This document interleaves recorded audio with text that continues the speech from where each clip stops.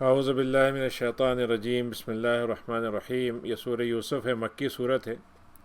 الف لام را تلک آیات الکتاب المبین، یہ اللہ تعالیٰ کی طرف سے کتاب اتاری ہے تمہارے اوپر جو بہت ہی بیان کرنے والی ہے وضاحت کے ساتھ، اور ہم نے اس کو قرآن کو عربی زبان میں اتارا ہے تاکہ تم اس کو سمجھنے میں تمہیں آسانی ہو، تم آسانی سے اس کو اپنے عقل میں لا سکو۔ عربی جو ہے تو دونوں مطلب ہوتے ہیں، ایک تو عربی زبان ہے اور دوسرا عربی انداز بیان، یا اس کو عربی کو اصل میں عرب کہتے ہیں۔ عرب کے معنی ہوتے ہیں ایکسپریشن، ویل ایکسپریشن، بہت اچھی طرح سے اپنے مافی ضمیر کو ادا کرنے کو بھی عربیت کہتے ہیں۔ تو یہ دونوں معنی میں ہے کہ عربی زبان میں بھی ہے اور عربی اسلوب اظہار ہے۔ نحن نقص کا ہم آپ کو ایک ایسا قصہ سنانے جا رہے ہیں جو قصوں میں سب سے اچھا قصہ ہے، یعنی اپنی تفصیل کے لحاظ سے بھی، اپنے سسپینس کے لحاظ سے بھی، اور اپنے انجام کے لحاظ سے بھی، اور سبق کے لحاظ سے۔ بما اوحینا الیک ھذا القرآن، اور یہ جو قطے ہم نے آپ کو بتائے ہیں قرآن مجید میں، ان میں سے ایک عجیب قصہ ہے اور آپ کو اس کا پوری طرح سے پتہ نہیں تھا یا آپ اس سے واقف نہیں تھے۔ یوسف نے اپنے باپ سے کہا کہ اے باپ، ہم نے خواب دیکھا ہے کہ 11 ستارے ہیں، ایک سورج ہے، ایک چاند ہے، اور یہ دیکھا کہ وہ میرے آگے جھکے ہوئے ہیں۔ تو انہوں نے فوراً یعقوب نے یہ بات سن کے ان سے کہا کہ دیکھو، تم نے یہ قصہ مجھے بتا دیا ہے، لیکن تمہارے جو دوسرے بھائی ہیں ان سے یہ قصہ مت بیان کرنا۔ یوسف علیہ السلام کے ایک سگے بھائی تھے، باقی دوسری ماں سے تھے، تو وہ بہرحال بھائیوں میں جو چشمک ہوتی ہے وہ سوتیلے اور اس میں سگے میں بھی اور فرق ہو جاتا ہے۔ تو انہوں نے کہا تم ان سے یہ بات مت بتانا، ورنہ تمہارے ساتھ وہ تمہارے لیے کوئی تدبیر اور کچھ برا کام، بری بات سوچ سکتے ہیں تمہارے لیے، اور شیطان جو ہے وہ تو دشمن ہے ہی کھلا ہوا انسانوں کا۔ وَكَذَلِكَ يَجْتَبِيكَ، اور لگتا یہ ہے کہ اللہ تعالیٰ تمہیں چن لیا ہے اور چن لے گا، اور تمہیں وہ باتیں سکھائے گا جس سے تم حقیقت واقعہ کو پہنچ جاؤ، خواب کی حقیقت معلوم کر لو، لوگوں کی گفتگو کے پیچھے کیا ہے اس کو تم جاننے لگو گے، اور تمہارے اوپر اللہ تعالیٰ کی نعمتوں کا اتمام ہوگا، پوری طرح سے نعمتیں دی جائیں گی تمہیں، اور تم آل یعقوب میں نعمتوں کے بہت اچھے پانے والے ہو گئے، جیسے تمہارے باپ اور دادا کو ملی تھی، ابراہیم اور اسحاق کو۔ لقد کان فی یوسف، اس میں مکے والوں کے لیے بڑا سبق ہے۔ مکے میں یعنی یوسف علیہ السلام کا واقعہ جو ہے مکے والوں سے جوڑ کر یہ دکھایا ہے کہ نبی کریم ان کے چہیتے تھے، بہت ہی اچھے تھے، لیکن جب انہوں نے نبوت کی بات کی تو وہ ان کے دشمن ہو گئے اور ان کے خلاف سازشیں کرنے لگے۔ لیکن اللہ تعالیٰ یہ بتانا چاہ رہا ہے کہ جیسے یوسف علیہ السلام بھائیوں کی سازشوں سے نکل گئے، اور پھر بھائی بھی بعد میں شرمندہ ہوئے اور واپس ان کے ساتھ مل گئے، اور پھر کامیابی یوسف علیہ السلام کو ملی ان سب ساری سازشوں کے باوجود، تو گویا محمد صلی اللہ علیہ وسلم کا بھی واقعہ بھی اسی سے ملتا جلتا ہے، اپنے ابتدا کے لحاظ سے، اپنے بیچ کے لحاظ سے، اور اپنے انجام کے لحاظ سے۔ اذ قالوا لیوسف، اب جب یہ بات ایسی ہوئی کہ جب سے خواب دیکھا تو یوسف علیہ السلام بہت زیادہ چہیتے ہو گئے اپنے باپ کے، تو لوگوں نے، یہ بھائیوں نے یہ کہا کہ یہ بات کیا ہے، یہ ہمارے بھائی جو ہیں یہ یوسف، ان پہ تو بہت چہیتے ہو گئے یہ، اور جب کہ ہم بڑے طاقتور لوگ ہیں، بڑے اچھے، مطلب یہ ہے کہ ان کی خدمت ایک سے بڑھ کے کر سکتے ہیں، اور ہماری طرح توجہ نہیں دیتے۔ لگتا یہ ہے کہ کچھ غلط طرح کی چیزوں میں ان کے ذہنوں میں غلط خیال قسم کے بس گئے ہیں اور اسی میں وہ بھٹک رہے ہیں۔ اب ایک طریقہ تو یہی ہے کہ ہم ان کی محبت حاصل کریں، تو حاصل کرنے کا طریقہ یہ ہے کہ یوسف کو مار دیتے ہیں یا راستے سے ہٹا کے کہیں پھینک آتے ہیں، اور اس طرح سے ہم اپنے لیے، یعنی ہماری محبت باپ کی جو ہے ہمارے لیے خاص ہو جائے گی، اور بعد میں ہم پھر نیکی کا لبادہ جو ہم نے اوڑھنا ہے اوڑھ لیں گے بعد میں۔ یعنی یہ عجیب بات ہے کہ اللہ تعالیٰ یہ کہہ رہا ہے کہ اگر یہ چاہتے تو یہ بھی ہو سکتا تھا کہ یہ کہتے کہ یوسف سے محبت کیوں ہے، ہم بھی وہی کام کریں تاکہ یوسف کی طرح ہم سے ہی محبت کریں، لیکن انسان کا دوسرا مزاج ہوتا ہے جو شیطان اس کو سجاتا ہے کہ بھائی اس راستے سے اس کو ہٹا دو، اور تم ہٹا دو گے تو تمہاری قسمت بدل جائے گی، حالانکہ انسان کو یہ نہیں معلوم کہ جس کی جو قسمت ہے وہ اس کی اپنی ہوتی ہے، کسی کے ہٹانے سے یا کسی کے چھین لینے سے وہ قسمت نہیں بدلتی۔ بہرحال انہوں نے یہ کہا، دوسرے بڑے خوبصورت بات کہی کہ ابھی تو یہ کام کر گزرو، اور بعد میں پھر ہم بہت نیک بن جائیں گے، بڑے عبادت گزار بن جائیں گے، اور بڑے صاف ستھرے زندگی گزاریں گے، بعد میں توبہ ہوا کر لیں گے۔ تو باتیں جب مشورہ ہو رہا تھا تو ایک آدمی جو بھائی تھا ان کا، ان میں سے ذرا نرم دل تھا، تو اس نے کہا بھائی مارنا تو اچھی بات نہیں ہے، ایسا کرتے ہیں کسی اس میں کنویں میں پھینک آتے ہیں ان کو، اور وہاں سے کوئی گزرنے والا قافلہ گزرے گا تو وہ ان کو اٹھا لے گا، پھر دیکھیں گے جو ان کا حشر ہوگا ہو جائے گا، کم سے کم ہماری جان تو، یعنی ہمارے ذمے جو ہے ان کا خون نہیں آئے گا، اور مارنے کے ہم گناہ گار نہیں ہوں گے۔ اب اس کے بعد وہ گئے، اب سب مل کے باپ کے پاس، اور باپ سے کہا کہ یہ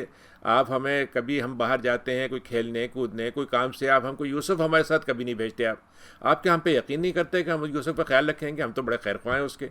تو کل ہم نے ایک پلان بنایا ہے کہ ذرا سا ہم مطلب یہ آؤٹ ڈور ایکٹیویٹی میں جانے والے ہیں، کچھ تھوڑا سا باہر جائیں گے، مطلب کھیلیں گے کودیں گے کچھ وہاں پر، مطلب یہ کہ تازی ہوا وہ ہوگی ہمارے ساتھ، تو ہمارے ساتھ آپ ان کو بھیج دیں تو یہ بھی کھیلیں کودیں گے اور ہم ان کی پوری حفاظت کریں گے۔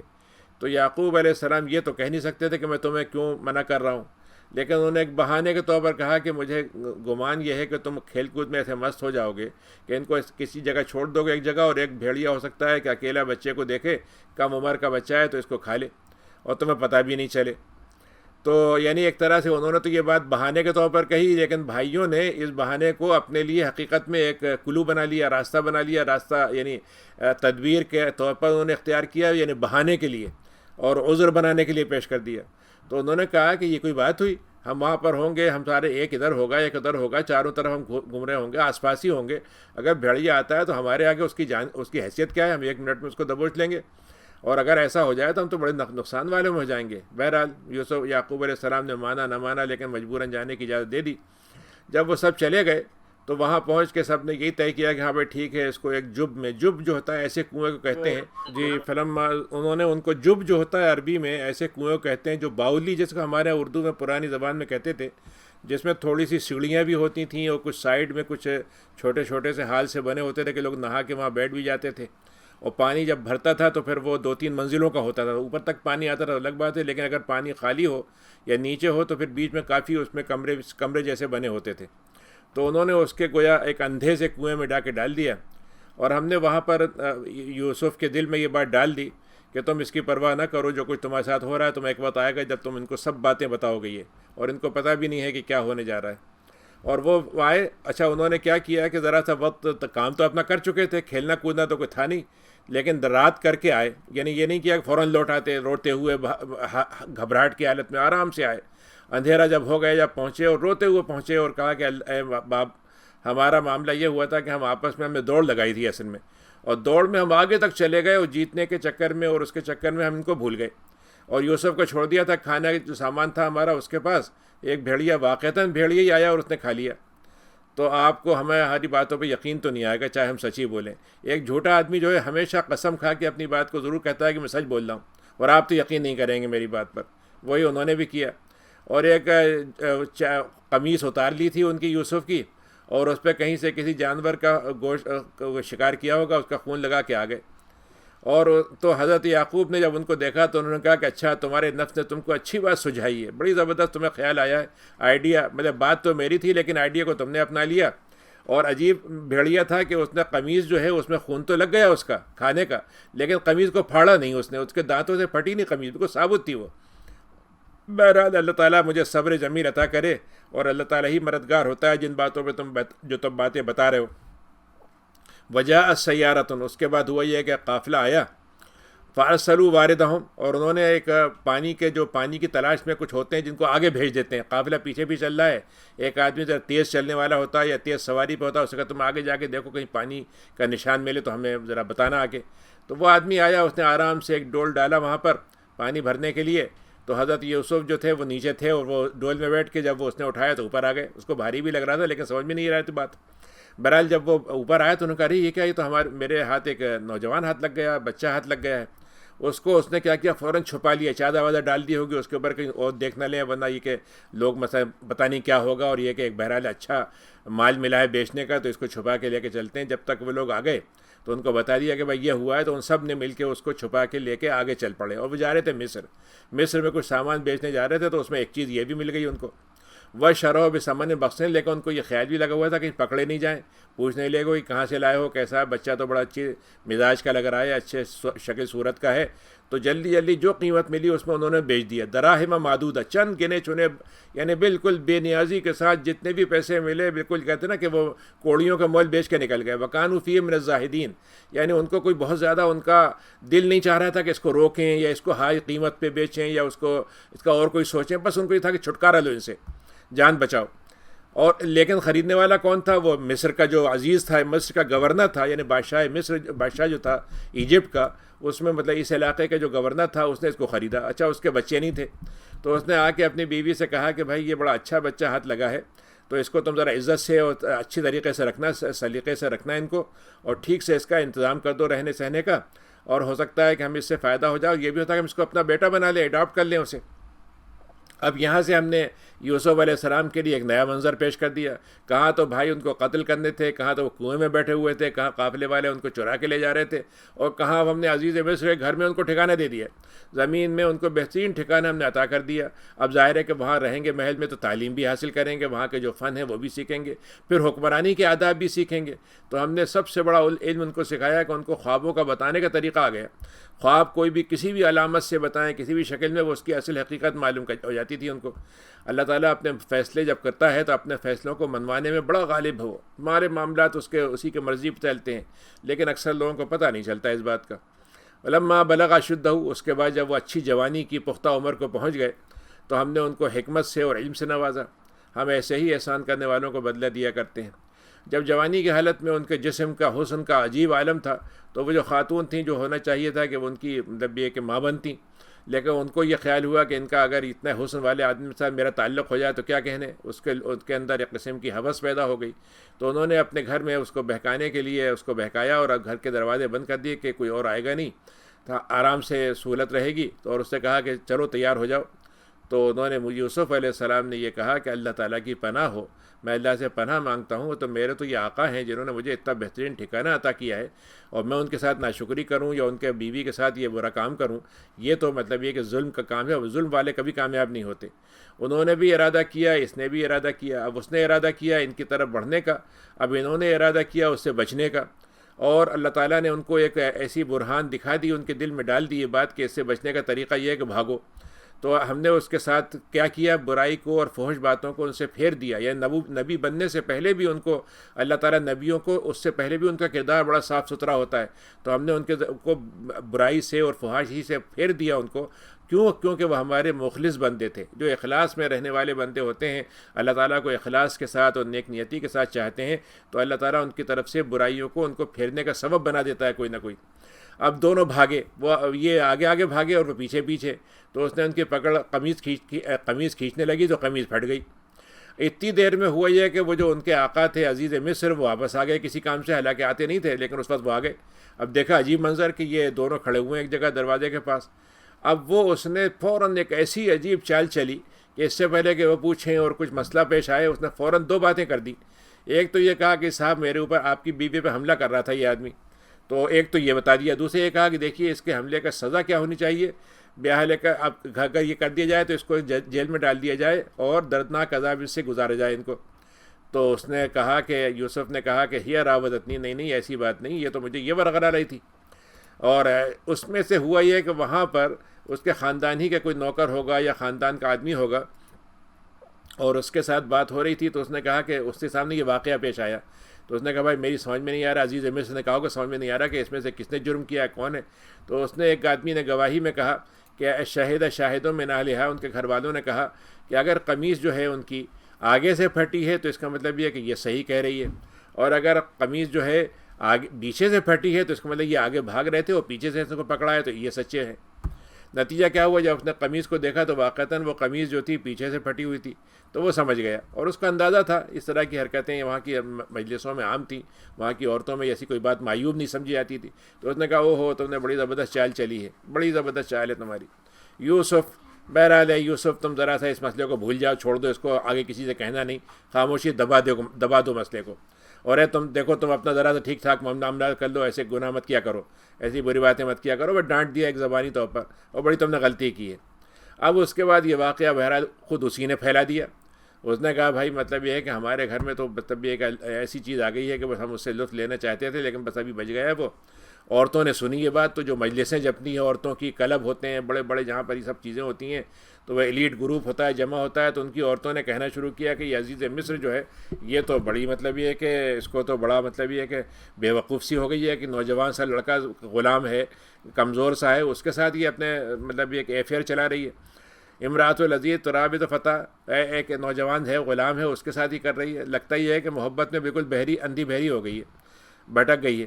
تو یعنی کہنے کو تو یہ تھا کہ بھائی بڑا زوردار مال ملا ہے, لیکن کہنے کے لیے کہتا رہی بھائی یہ تو بڑی عجیب سی عورت ہے. کچھ مطلب یہ کہ ہمارے جو طریقے ہوتے ہیں, جس طرح کے ہم یہ کام کرتے ہیں, ایسے لوگوں سے ہمارا معاملہ نہیں ہوتا. ہمارا تو اپنا مطلب یہ ہے کہ شغف جو ہوتا ہے, جو طریقہ ہوتا ہے, وہ ہمارے اپنے اسلوب سے ہوتا ہے, یہ اس سے ہٹ کے جا رہی ہے.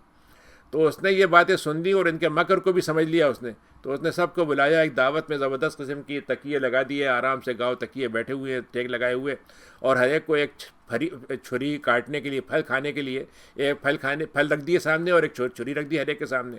اور جب کہ وہ پھل اٹھا کے کاٹنے جا رہی تھیں، اسی وقت یوسف سے کہا ذرا ادھر آئیے گا. وہ آ گئے. اب جو انہوں نے ہاتھ میں چھری اور ان کو جو دیکھا، تو بجائے اس کے کہ وہ چھری کو پھل پہ لگاتی، وہ ان کے ہاتھوں کو کٹ گیا اس سے. بالکل بے خودی کے عالم میں انہوں نے اپنے ہاتھ کاٹ لیے، انگلیاں کاٹ لیں. نتیجہ کیا ہوا کہ اور انہوں نے کہا کہ یہ تو آدمی لگتا ہی نہیں ہے، یہ تو فرشتہ لگ رہا ہے. یعنی اس کے چہرے کی جو اس کے اندر جو معصومیت ہے، اس کے اندر جو نیکی کا لمحے ہیں، آثار ہیں، انہوں نے کہا کہ نہیں یہ آدمی جو ہے، مطلب برا آدمی برے کو پہچانتا ہے، اور آدمی جو ہے کچھ بھی ہو برے اچھے آدمی کو پہچان لیتا ہے کہ نہیں یہ آدمی جو ہے برے ارادے کا آدمی نہیں ہے، اس میں تو ہمیں کوئی چیز دکھی نہیں، تو فرشتہ لگ رہا ہے. تو انہوں نے کہا اچھا یہ ہیں وہ صاحب جن کے بارے میں تم ہمارے بارے میں بڑی باتیں پھیلا رہی تھی، پورے سوسائٹی میں تم نے یہ بات پھیلا دی تھی ہمارے بارے میں. ٹھیک ہے میں نے یہ بات کی تھی، لیکن یہ بچ گیا ہے، اور اگر میری بات نہیں مانتا ہے یہ، تو پھر میں اس کو جیلی اس کی سزا ہوگی، اور یہ وہاں پہ بہت ہی اور نیچے بھگتے گا، پھر اس کو وہاں پر رہے گا. لیکن حضرت یعقوب یوسف نے کہا کہ اللہ میاں یہ جو داؤ چل رہی ہیں، یہ اگر میرے اوپر ایک دفعہ بچ گیا، میں پھر نہ داؤ چلے اور پھر میں کہیں ایسا نہ ہو کہ پھسل جاؤں، تو آپ تو مجھے ایسا کر دیجیے کہ جہاں جیل میرے لیے آپ بنا دیجیے، جیل میں میرا ٹھکانہ. اب دیکھیے تیسرا ان کا ٹرننگ پوائنٹ آیا کہ ایک جیل سے نکلے تھے کنویں کی، پھر عزت آ گئی، اور پھر عزت کے بعد معلوم ہوا کہ پھر ایک الزام لگا، اور الزام کے نتیجے میں پھر جیل کا مسئلہ آ گیا. تو یہ اس کی طرف بلا رہی ہیں بہتر ہے، اور اگر آپ ان کی جو تدبیریں چالیں ہیں اگر آپ نے ان کو نہیں پھیرا، تو میں تو ان کی طرف مائل ہو سکتا ہوں، جھک سکتا ہوں، اور میں جہالت میں گناہ کرنے والا ہو جاؤں گا. اللہ تعالیٰ نے ان کی بات سن لی، اور ان کے مکر کو ان سے پھیر دیا یوسف سے. اللہ سننے والا ہے، جاننے والا ہے.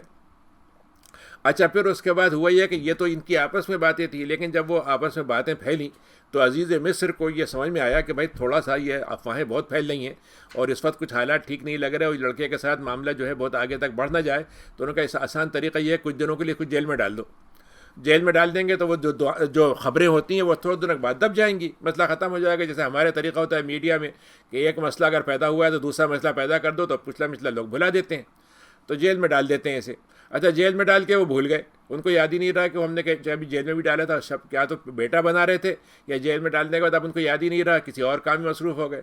بہرحال جیل میں ایک نیا واقعہ ہوا، ایک اور ٹرننگ پوائنٹ ہوا جیل میں،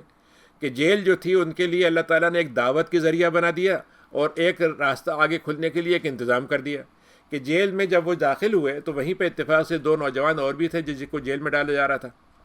اور ہوا یہ کہ جب وہ تھوڑا سا بیٹھے ہوں گے، باتیں کی ہوں گی، انہوں نے حال پوچھا ہوگا، انہوں نے حال پوچھا ہوگا، باتیں سنی ہوں گی ان کی، تو ہمدردی دکھائی ہوگی.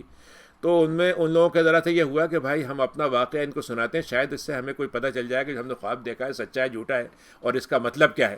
تو انہوں نے کہا کہ ایک نے کہا کہ میں نے یہ خواب دیکھا ہے کہ میں شراب نچوڑ رہا ہوں، اور دوسرے نے کہا کہ میں یہ دیکھ رہا ہوں کہ میرے سر پہ روٹی رکھی ہوئی ہے اور پرندے آ کے کھا رہے ہیں اسے. تو کیا آپ ہمارے اس خواب کی بات بتا دیں گے؟ ہمیں تو آپ بڑے اچھے آدمی لگتے ہیں، بھلے آدمی لگتے ہیں. تو یوسف علیہ السلام نے ایک عجیب کام کیا، بجائے سے کہ تعبیر فوراً بتا دے، ان کو اس موقع کو جو ان کی کیوریاسٹی تھی، ان کو سننے کا شوق تھا، تو سننے کے شوق کو انہوں نے استعمال کیا دعوت کے لیے. یعنی ایک آدمی جب کسی وجہ سے ایک ایسے معاملے میں الجھ جاتا ہے کہ جب اس کی طبیعت نہیں چل رہی ہوتی، اس کو حل ملتا نہیں، اور ایک آدمی اس کو دلاسا دیتا ہے میں کام کر دوں گا، تو یہی موقع ہوتا ہے جس میں آدمی دعوت بھی دے سکتا ہے. تو انہوں نے کہا تم انتظار کرو، ذرا سا رک جاؤ، تمہارا دوپہر کا یا شام کا جو کھانا آنے والا ہوتا ہے میں اس سے پہلے تمہیں خبر دے دوں گا، میں اس سے پہلے تم کو بتا دوں گا. اللہ تعالیٰ نے مجھے الحمدللہ اس کا علم دیا ہے، اور میں اپنی اس قوم کے ساتھ جو یہاں کی جو دنیا کی ملت ہے، جو یہاں پر قوم ہے جس کا مذہب ہے، میں اس کو نہیں مانتا. اور یہ لوگ تو اللہ پر ایمان، آخرت پر ایمان نہیں رکھتے. میں تو اس ملت کو مانتا ہوں جس کو ابراہیم، اسحاق اور یعقوب کی ملت ہے، میں اس کے پیچھے چلتا ہوں، اور ہم اللہ کے ساتھ کسی کو شریک نہیں ٹھہراتے. اور یہ اللہ کا وہ فضل ہے جو ہم پر ہوا ہے اور لوگوں پر بھی ہونا چاہیے، لیکن بہت سے لوگ شکر نہیں کرتے. پھر اس کے بعد اس نے دعوت کا کام کیا کیا، انہوں نے کہا کہ دیکھو اے میرے ساتھیو، اے میرے جیل کے ساتھیو، یہ بتاؤ کہ یہ بہت سے خداؤں کو جو ہم مانتے ہیں، ہر خدا ایک دوسرے کا نوچ رہا ہے، کھینچ رہا ہے، مطلب دوسرے کے مقابلے میں وہ کر رہا ہے، اور تمہیں راضی کرنے میں سب کو لگے ہوئے، اور کسی کو بھی راضی نہیں کر پاتے. تو بتاؤ کہ اتنے بکھرے ہوئے خدا بہتر ہیں، یا ایک خدا جو سب کے اوپر حاوی ہو؟ اور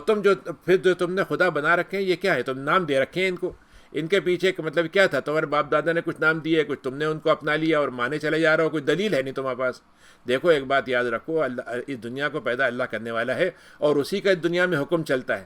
اور اس نے صرف ایک بات کا حکم دیا ہے کہ ہمارے علاوہ کسی کی عبادت مت کرنا، اور یہی وہ سیدھا سچا ٹھہرا ہوا مضبوط دین ہے، لیکن لوگوں کو یہ بات کا علم نہیں ہے۔ پھر اس کے بعد انہوں نے جب یہ تھوڑی سی بات اپنی دعوت کی کہہ لی، اب ظاہر ہے کہ اگر آپ تھوڑی سی دعوت کو پھیلاتے چلے جائیں تو وہ بھی اکتاہٹ کا ذریعہ ہوتا ہے۔ ایک مختصر بات کر کے ایک سوالیہ نشان بنا دیا انہوں نے کہ تم یہ سوچو کہ تمہارا یہ دین جو تم سے عمل کر رہے ہو کہاں سے آیا ہے، اس کی کیا دلیل ہے، اور اس میں جو گمراہی ہیں کتنی خراب ہیں، اور اس کے مقابلے میں تو سوچو کہ ایک اللہ کا دین کتنا اچھا ہے جس میں ایک ہی کو ہمیں راضی کرنا ہے، کسی کی فکر نہیں کرنی ہے ہمیں۔ تو پھر یہ کہا کہ دیکھو تم نے جو کہا ہے کہ تم شراب نہیں چھوڑتے ہو، تو ہوگا یہ کہ تم بادشاہ کے ندیم بنو گے۔ ندیم عربی میں کہتے ہیں شراب پلانے والا ساتھی، یعنی جو دربار لگتے ہیں اس میں جو شراب پلائے گا، ساقی جس کو ہم اردو میں کہتے ہیں، تو ہم ساقی بنو گے بادشاہ کے۔ اور دیکھو تم نے دوسرے آدمی جو خواب دیکھا ہے، تمہارا معاملہ یہ ہے کہ تمہاری سزا جو ہے تم دونوں کو سزا میں بھیجا ہے، لیکن یہ آدمی سزا سے بری ہو جائے گا اور واپس اس کو بحال کر دیا جائے گا شراب پلانے پر، لیکن تمہاری سزا جو ہے برقرار رہے گی، اور تمہیں اس کے بعد نہ صرف یہ ہوگا جیل میں بلکہ تمہیں سولی دے دی جائے گی، اور سولی کے بعد کیا ہوگا کہ تمہاری لاش کو لٹکا رہنے دیا جائے گا، یہاں تک کہ پرندے جو ہے تمہارے سر میں کچھ چونچے مار مار کے تمہارے کچھ حصے بھی کھا لیں گے۔ تو یہ باتیں تو جو تھیں یہ تو طے ہو گئیں، اور اللہ تعالیٰ کے ساتھ فیصلہ ہو چکا ہے، تم نے جو پوچھا تھا میں نے تم کو بتا دیا، اب ایسے ہی ہونا ہے۔ اب اس کے بعد آپ نے حضرت یوسف نے ایک عجیب بات کی، اور یہ کہا کہ جس آدمی سے امید تھی کہ یہ بادشاہ کا درباری ہوگا، اس سے کہا کہ بھائی ذرا سا میرا تذکرہ کر دینا تم اگر موقع ملے، شاید مجھے وہ جیل سے نکلوا دے، مجھے تھوڑی سی برات میری ہو جائے اور جیل سے میں چھوٹ جاؤں۔ لیکن ہوا یہ کہ وہ آدمی جب گیا اور دربار میں اس کا مقام مل گیا تو وہ کہاں اس کو دربار میں ایسی اس کی مطلب آؤ بھگت ہوئی، اور پھر اس کے بعد اس کو ایسا یعنی کہہ لیجیے کہ عالی شان جگہ مل گئی اس کو کہ وہ بھول ہی گیا کہ کیا واقعہ ہوا تھا۔ آدمی کا معاملہ یہ ہوتا ہے کہ تکلیف دہ حالات جو ہوتے ہیں یاد نہیں رہتے تھوڑی دیر کے بعد، تو شیطان نے بھی اس کو بھلا دیا کہ وہ اس کا ذکر کرے۔ بہرحال اس کی وجہ سے کئی سال تک حضرت یوسف جیل میں رہے۔ بدا کا لفظ جو ہوتا ہے 3 سے لے کے 9 تک ہو سکتا ہے، تو یا تو 9 سال رہے ہوں یا اس سے کم رہے ہوں۔ وقار الملک، اب یہاں پر چوتھا ٹرننگ پوائنٹ شروع ہوتا ہے۔ اب یہاں سے ٹرننگ پوائنٹ کیا ہے کہ بادشاہ جو تھا یعنی عزیز مصر سے تو گورنر تھا، اس کے اوپر جو بادشاہ تھا اس نے خواب دیکھا کہ 7 گائیں ہیں جو بڑی موٹی موٹی ہیں، اور وہ ساری موٹی گائیں جو ہیں ان کو کمزور قسم کی بالکل سوکھی ہوئی گائیں کھائی جا رہی ہیں، اور 7 بالیاں بڑی ہری لیکن سوکھی والی جو بالیاں ہیں وہ ان کو کھا رہی ہیں۔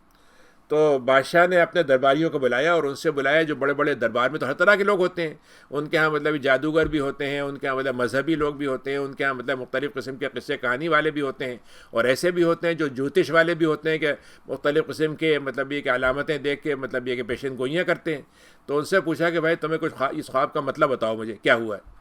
تو وہ جو جتنے بھی تھے ان کی پہنچ کہاں تک تھی اس واقعے تک، وہ انہوں نے سوچا کہ یہ کوئی بات ہوئی، 7 موٹی گائیں، 7 پتلی گائیں، 7 ہری والی، یہ کیا ہے؟ تو انہوں نے کہا کہ ارے آپ نے لگتا یہ کہ کھانا وانا زیادہ کھا لیا ہوگا تو آپ کو مطلب بدہضمی ہو گئی ہوگی، تو اس میں آپ نے ایک عجیب سا بیوقوفی کا خواب دیکھ لیا، جس کو مطلب یہ کہ کہتے ہیں نا کہ مطلب یہ کہ پریشان کرنے والا خواب ہے، بے معنی قسم کا خواب، یعنی ایسے ہی آپ نے دیکھ لیا، اور یہ ایسے خواب کا تو ہمیں کوئی سمجھ میں نہیں آ رہا کہ اس کا کیا مطلب ہم بتائیں آپ کو۔ اچھا ہوا کیا کہ وہ جو آدمی شراب پلاتا تھا وہ دربار میں کھڑا ہوا ہوگا وہاں پر ندیم بن کر، وہ یہ سن رہا تھا سب باتیں، اس کو اچانک یاد آیا کہ اوہو میرے ساتھ ایک واقعہ ہوا تھا، میرے خواب کا تو تعبیر بتانے والا ایک آدمی تھا۔ تو اس نے فوراً یہ کہا کہ اگر آپ مجھے ذرا سا موقع دے دیں اور اجازت دے دیں تو مجھے اجازت دے دی کہ میں جیل میں جاؤں، اور میں وہاں سے آپ کو وہ خبر لے کر آتا ہوں جو اس کی آپ کو کوئی بتانے والا یہاں پر نہیں مل رہا ہے، آپ مجھے بھیج دیں۔ تو کہ جاؤ۔ تو وہ آیا اور اس نے کہا کہ اچھا اب اس کو اب دیکھیے آتے ہی اس کو یاد آیا کہ بھائی میں بھول چکا ہوں۔ تو آدمی جب بھول جاتا ہے نا تو اس کو جب ضرورت پڑتی ہے تو ضرورت کے وقت میں وہ اپنے آپ کو بڑا خیر خواہ بنانا شروع کرتا ہے۔ تو اس نے کہا میرے دوست، میں تو آپ یاد میں آپ کو یاد رکھے ہوا ہوں، آپ کو پتہ نہیں یاد ہوگا کہ نہیں ہوگا لیکن مجھے یاد رہا، اور آپ کو دیکھیے جیسی ضرورت پڑی تو آپ کے پاس آ گیا ہوں۔ تو میرے دوست ذرا سے یہ بتائیے گا یہ واقعہ جو ہوا ایسے ہوا تھا کیا ہے یہ، اور آپ بتائیں گے تو میں اچھا اب یہ موقع وہ تھا جس میں دعوت دینے کا مسئلہ نہیں تھا بلکہ یہ واقعتاً بڑا سنگین مسئلہ تھا اور بہت اہم بات تھی، تو آپ نے اس موقع پر ذرا سی بھی دیر نہیں کی اور فوراً جواب دے دیا اور کہا کہ دیکھو بات یہ ہے کہ تم 7 سال تک کھیتی کرو گے اور 7 سال تک تمہارے جانوروں کو تم پالو گے، لیکن ہوگا کیا کہ تمہیں کرنے کا اچھا پھر اس کے بعد صرف خواب نہیں بتایا، خواب کا علاج بھی بتا دیا اور یہ کہا کہ 7 سال تک جتنی تمہارے پاس پیداوار ہو اس میں سے صرف ضرورت بھر استعمال کرنا، باقی کو محفوظ کر لینا، اور جانوروں کو بھی تو مطلب یہ کہ ان کے لیے اتنا چارہ وغیرہ رکھ لینا کہ وہ مرے نہیں، اور ان کے لیے پانی بھی جمع کر لینا، پانی بھی ہو سکتا ہے سوکھ جائے۔ تو تم یہ کام کرو گے تو اس کے نتیجے میں تمہارے پاس تھوڑا سا وہ رہے گا، باقی کو اسی کے بالیوں میں اس دانے کو رہنے دینا اور تھوڑا سا کھانے کے لیے استعمال کرنا بس۔ تو 4 سال تمہارے اوپر بڑے سخت آئیں گے، جس میں نہ پانی ہوگا، نہ پیداوار ہوگی، نہ جانور زندہ رہ پائیں گے، تو تمہارے پاس جتنا تم نے ذخیرہ کیا تھا بس وہی کام آئے گا۔ تو اور لیکن 7 سال جب گزر جائیں گے تو اس کے بعد پھر ایسا سال آئے گا جس میں ہر طرح کی فراوانی ہوگی، ہر طرح کی مطلب یہ کہ بہتات ہوگی ہر چیز کی، اور لوگوں کو خوب فائدہ ہوگا، مزے کریں گے، خوب نچوڑیں گے، خوب فائدے اٹھائیں گے۔ اب جب بادشاہ نے یہ قصہ سنا اور خواب سنا، اور انہوں نے کہا کہ اچھا ایک آدمی جیل میں، اور اتنا زبردست اتنا لائق آدمی، اور جیل میں کیوں پڑا ہوا؟ اچھا ظاہر ہے اس نے پوچھا ہوگا، تو ایسی باہر کوئی ریکارڈ تو تھا نہیں اس کا، وہ تو انہوں نے ایسی کچھ دنوں کے لیے چھوڑا تھا، وہ بھول بھال گئے، تو ریکارڈ نکالا تو بڑے چرن صاحب ان کا تو کوئی جرم بھی نہیں ہے، یہ تو مطلب ایسی غلطی سے مطلب وہاں ڈال دیے گئے، تو ان کا لے کر آؤ ان کو۔ اب دیکھیے 5th پوائنٹ آتا ہے کہ یوسف علیہ السلام جیل میں ہیں اتنی مدت کے بعد، اور نکلنا بھی چاہتے ہیں، لیکن آزادی کے ساتھ ان کو جو اصل عزت اپنی عزیز تھی، تو انہوں نے جب وہ آدمی آیا کہ چلیے آپ کو بادشاہ بلا رہے ہیں، تو انہوں نے کہا نہیں، جب تک میری عزت بحال نہیں ہو جائے گی میں نہیں جاؤں گا، پہلے آپ ان عورتوں کو بلا کے پوچھیے جنہوں نے اپنے ہاتھ کاٹے تھے کہ وہ میرے مسئلے میں انہوں نے کیا تدبیر کی تھی، کیا چال چلی تھی۔ قال ما خطبکن، تو بہرحال بادشاہ نے کہا یہ کیا بات ہوئی، بلاؤ ان کو۔ بلایا گیا ان کو، ان سے پوچھا کہ بھائی کیا بات ہوئی، تو انہوں نے کہا صاحب بات یہ ہے کہ ہم نے تو ان کو اپنی طرف لبھانے کی پوری کوشش کی تھی، لیکن وہ تو بالکل اپنے آپ کو انہوں نے بچا لیا ہم سے، اور اس عورت نے جس نے دعوت دی تھی عزیز مصر کی بیوی نے، اس نے بھی بات مان لی کہ صحیح بات یہ ہے کہ ہم نے ان کے بارے میں کوئی بری بات نہیں دیکھی۔ اور ان عورتوں نے کہا، تو اس عورت نے کہا کہ صحیح بات یہ ہے کہ بالکل حق بات جو آپ یہ خاتون کہہ رہی ہیں جتنی، یہ بالکل صحیح بات ہے، میں نے اس کو اپنی طرف بلانے کی کوشش کی تھی، لیکن وہ تو سچوں میں سے اور بچ گیا تھا۔ تو اب یوسف علیہ السلام نے یہ بات کہی کہ بھائی میں یہ چاہتا تھا کہ لوگ یہ سمجھ لیں کہ میں کسی کی غیب میں، کسی کی غیر موجودگی میں کوئی خیانت کی بات نہیں کرتا ہوں۔ اللہ تعالیٰ جو ہے وہ اللہ علیہ قوم ظالمین، اللہ تعالیٰ ظالموں کو ہدایت نہیں دیتا۔ پھر انہوں نے ایک عجیب بات کہی کہ دیکھو بات یہ ہے کہ میں اپنے نفس کے بارے میں یہ نہیں کہتا کہ معصوم ہوں، فرشتہ ہوں، نفس کے اندر تو بڑی برا سجھانے کی طبیعت مزاج موجود ہے، میں اپنے آپ کو بالکل معصوم نہیں بناتا، لیکن اللہ تعالیٰ کی یہ رحم ہوتا ہے جس کی وجہ سے نفس امارہ سے، بگاڑنے والے اور بھٹکانے والے اور برائی طرف بلانے والے نفس سے انسان کو اللہ تعالیٰ بچا لیتا ہے۔ وقال الملک اوتونی، اب جب یہ بات ہو گئی اور بالکل ریکارڈ کلین ہو گیا، تو بادشاہ کی عزت بھی ایک تو مطلب ایک آزادی تو نہیں تھی اسے، اور ان کو مطلب یہ ان کے احسان مندی بھی تھی، لیکن اعزاز کے ساتھ، اب اعزاز کے ساتھ مسئلہ ہوا، انہوں نے کہا کیا کرو، یہ تو میرے خالص میرے اپنے پڑوسی، میرے پاس بیٹھنے والے بنیں گے اپنے دربار میں، ان کو لے کر آؤ۔ اب اس کے بعد یوسف کو بلایا، جب ان سے بات کی تو ان کو تو پتہ چلا کہ نہیں بھائی یہ تو ایسا ہیرا ہے جو مطلب یہ ہے کہ ہمیں اس وقت ہمارے معاشرے میں یعنی کردار کے لحاظ سے اور اپنی صلاحیت اور قابلیت کے لحاظ سے اس طرح کا کوئی آدمی ہی نہیں ہے، بڑے بڑے قابل ہمارے پاس ہوں گے لیکن اس کردار کا آدمی تو کوئی ہے ہی نہیں۔ تو انہوں نے کہا کہ نہیں آپ کو ہم پورا اقتدار دے دیتے ہیں۔ تو انہوں نے کہا نہیں آپ مجھے سب مت دیجیے، کچھ مت دیجیے، آپ ایسا کریے کہ آپ چونکہ میں نے ہی آپ کو تدبیر بتائی ہے کہ کیسے کرنا ہے، تو مجھے اگر آپ اسی کام پہ ذمہ داری دے دیں گے، وزیر مطلب یہ کہ زراعت بنا دیں گے، وزیر مطلب یہ کہ یعنی مطلب یہ کہ پیداوار بنا دیں گے، تو میں اس کام کو سنبھالنے میں آپ کو بتا سکتا ہوں کہ میں 2 کام میرے اللہ نے مجھے صلاحیت دی ہے، ایک تو میں حفاظت کرنے والا ہوں، میرا کیریکٹر بہت محفوظ بنانے والا ہے، یعنی میں اپنے آپ کو بھی حفاظت میں رکھتا ہوں اور جو میرے ساتھ ذمہ دار ہوگا اس کی بھی حفاظت کروں گا، اور میں کسی کے راز کی حفاظت کروں گا، ان کے مال کی حفاظت کروں گا، ان کی عزتوں کی حفاظت کروں گا، اور مجھے تدبیر کرنا بھی آتی ہے، مجھے پورا علم ہے اللہ نے دیا ہے مجھے۔ نتیجہ کیا ہوا کہ اب یہ ٹرننگ پوائنٹ آ گیا کہ کیا ہوا، وہی یوسف جن کو مارنے والے مارنا چاہتے تھے، ڈبونے والے ڈبونا چاہتے تھے، جیل میں بھیجنے والے جیل میں بھیجنا چاہتے تھے، بگاڑ کی طرف لانے والے بگاڑ میں لانا چاہتے تھے، ہم نے ان کو زمین میں بہترین قسم کے اقتدار سے نواز دیا، جہاں وہ چاہیں اب ٹھہریں، جیسے چاہیں اپنے معاملہ کریں، یعنی ان کو جسے آپ کہہ لیجیے کہ قلمدان دے دیا کہ وہ فیصلے، ان کے فیصلے سے سارے کام ہوں گے، اور کوئی ان کو فیصلہ، بادشاہ نے بھی پورا یہ کچھ کہتے ہیں بلینک چیک دے دیا کہ آپ میری طرف سے جو چاہیں کریں، یہ ہماری رحمت ہے، جس کو ہم چاہتے ہیں ہماری رحمت کو پہنچا دیتے ہیں، اور ہمارے احسان کرنے والوں کے ساتھ تو اجر کو کبھی ضائع نہیں کرتے، اور آخرت کا اجر تو اس سے بھی بڑھ کر ہے، یہ تو کچھ بھی نہیں ہے، لیکن یہ اجر جو ہے یہ ہم نے دنیا میں ان کو دے دیا۔ اب دیکھیے نیا ٹرننگ پوائنٹ آیا، وہ مطلب یہ خوش سالی ہو گئی، اور خوش سالی جو پھیلی تو ظاہر ہے کہ جس علاقے کی بادشاہ مصر کی حکمرانی تھی وہاں تو راشن لگ گیا، راشن دے دیا گیا، سب کی ذمہ داری بنا دی گئی کہ بھائی اتنے آدمی آئیں گے تو اتنا کھانا ہر ایک کو دیا جائے گا، اتنا گیہوں جو ہے ہر ایک کو دیا جائے گا۔ اب جو مدین کا علاقہ تھا یہ ان کے رینج سے باہر کا تھا، یعنی حکمرانی سے باہر تھا، لیکن وہاں بھی خبر پہنچی کہ بھائی وہاں پر تو بڑا اچھا راشن کا نظام ہے، اور ایک بادشاہ ہے جو وہاں پر اس نے ایسا انتظام کیا ہے کہ جو ضرورت مند ہے تو کم سے کم تھوڑی ضرورت تو وہ پوری کر دیتا ہے۔ تو وہ یعقوب علیہ السلام نے کہا ہوگا کہ بھائی جاؤ، تم بھی جاؤ وہاں پر، دیکھو کوشش کرو شاید کچھ مل جائے۔ اب وہی بھائی جو مارنے کے لیے تیار تھے، اب وہ مطلب یہ کہ اس وقت محتاج بن کے یوسف کے پاس آئے. تو ہوا یہ کہ جب وہ پہنچے ان کے پاس تو یوسف علیہ السلام نے ان کو فوراً پہچان لیا، اور لیکن وہ ان کو پہچان ہی نہیں پائے. ان کو تو سوچ بھی نہیں سکتے تھے کہ وہ آدمی جس کا نام یوسف ہے وہ ایسی حالت میں ہم چھوڑ کر آئے، وہ یہاں پر اس طریقے سے بیٹھا ہوگا. ہو سکتا ہے شکل تھوڑی بہت لگی ہوگی ان کو، بعض دفعہ انسان کو لگتا ہے کہ صاحب دھوکہ ہو رہا ہے، لگ تو ہو ہی نہیں، لیکن نہیں، یہ ہو نہیں سکتے، سوال ہی نہیں. تو فلما جہزہم، اب ان کے کیا کہ ہر ایک کا ایک ایک اونٹ کے برابر وغلہ جو ہوتا ہے لاد دیا گیا ایک ایک آدمی کے حساب سے. اور جب ان کو کہا گیا کہ دیکھو ایسا ہے، انہوں نے بات کی ہوگی کہ صاحب کیا ہوا، تمہارے یہاں کتنے لوگ ہیں؟ تو انہوں نے بتایا ہوگا کہ ہمارے باپ ہیں اور ہمارا ایک بھائی بھی ہے. تو ان کا باپ کیوں نہیں آیا؟ انہوں نے کہا نہیں، وہ تو بہت کمزور ہیں، آ نہیں سکتے تھے، اس لیے ہم ان کا اگر آپ دے دیں تو اچھی بات ہے، ورنہ بہرحال وہ نہیں آ سکتے. تو ان کا بھائی کیوں نہیں آئے؟ بھائی کو اگر تم لے آتے تو ہم ان کا دے دیتے. تو انہوں نے کہا کہ ارے وہ اصل میں باپ نہیں چھوڑتے انہیں. تو انہوں نے کہا دیکھو بات یہ ہے، اگر تمہیں پورا سامان لینا ہے، باپ کا بھی لینا ہے اس طرح، تو بھائی کو ضرور لانا پڑے گا. یعنی ٹھیک ہے باپ کو میں چھوڑ دیتا ہوں، لیکن تمہارے بھائی کو لاؤ گے، اگر نہیں لاؤ گے تو پھر تمہیں بھی نہیں ملے گا، تمہارے لیے سب کے لیے بھی راشن بند. اب یہ عجیب ان کے لیے ایک نیا مسئلہ ہو گیا. اب یہ بہرحال سامان لے کے پہنچے اور باپ سے کہا. تو بہرحال انہوں نے یہ کہا یوسف سے، اور عجیب بات کہی. انہوں نے کہا نہیں، اپنے باپ کو بہلا لیں گے، ہم اپنے بات کو، مطلب یہ کہ ہمیں طریقہ آتا ہے باپ کو اپنی بات منوانے کا، تو ہم کر لیں گے، آپ فکر مت کیجیے، وہ بھیج دیں گے ہمارے ساتھ. جیسے ہم نے یوسف کو کے لیے بہلا لیا تھا ان کو، ایسے ہی اس میں بھی کر لیں گے. تو اس کے بعد حضرت یوسف نے ایک عجیب کام کیا کہ ان کے جو نوجوان نوکر تھے ان سے کہا کہ یہ کرو، جتنا ان سے پیسے لیے ہیں ہم نے، ظاہر ہے کچھ پیسے لیتے ہوں گے اس کے، تو انہوں نے کہا تم یہ کرو کہ جو پیسے انہوں نے دیے ہیں ان کو ان کے سامان کے اندر رکھ دو، گیہوں کے اندر ہی رکھ دو اس کے، تاکہ یہ ان کو، تاکہ اس کی وجہ سے یہ پہچان لیں گے کہ صاحب ہمارے ساتھ تو بڑا معاملہ کیا انہوں نے، اور اسی وجہ سے شاید یہ واپس آ جائیں. یعنی یوسف علیہ السلام کو یہ بھی خوف تھا کہ شاید یہ اگلی دفعہ آئی نہیں. تو اور وہ یہ چاہتے نہیں تھے، وہ چاہتے تھے کہ نہیں یہ آتے رہیں، اور شاید اس طریقے سے کچھ کام بن جائے. تو انہوں نے پیسے رکھ دیے تاکہ وہ اس بہانے سے واپس پلٹ کے آ جائیں. تو ان کے اندر جو خواہش تھی انہوں نے ایسے پوری کی. اب وہ جب باپ کے پاس پہنچے تو انہوں نے کہا کہ اللہ باپ، یہ ہم کو جتنا ملنا چاہیے تھا اتنا پورا نہیں ملا ہے، تھوڑا سا کم رہ گیا ہے. بہرحال یہ کہ اگر آپ بھائی کو بھیجیں گے تو ہمارا زیادہ بھی ہو جائے گا، دوسرے یہ کہ اب تو ہمیں ملے گا ہی نہیں ان کے بغیر. اور تو حضرت یوسف یعقوب نے کہا کہ اچھا تم یہ بتاؤ، تمہاری بات کو میں اس وقت مان لیتا تھا جب یوسف کی بات تھی، اب ایسی آج بھی مان لوں؟ اور تم نے کیا کیا تھا تم نے اس سے پہلے؟ تم نے تو اس وقت بھی مطلب اپنا تم نے امانت کا حق ادا نہیں کیا تھا.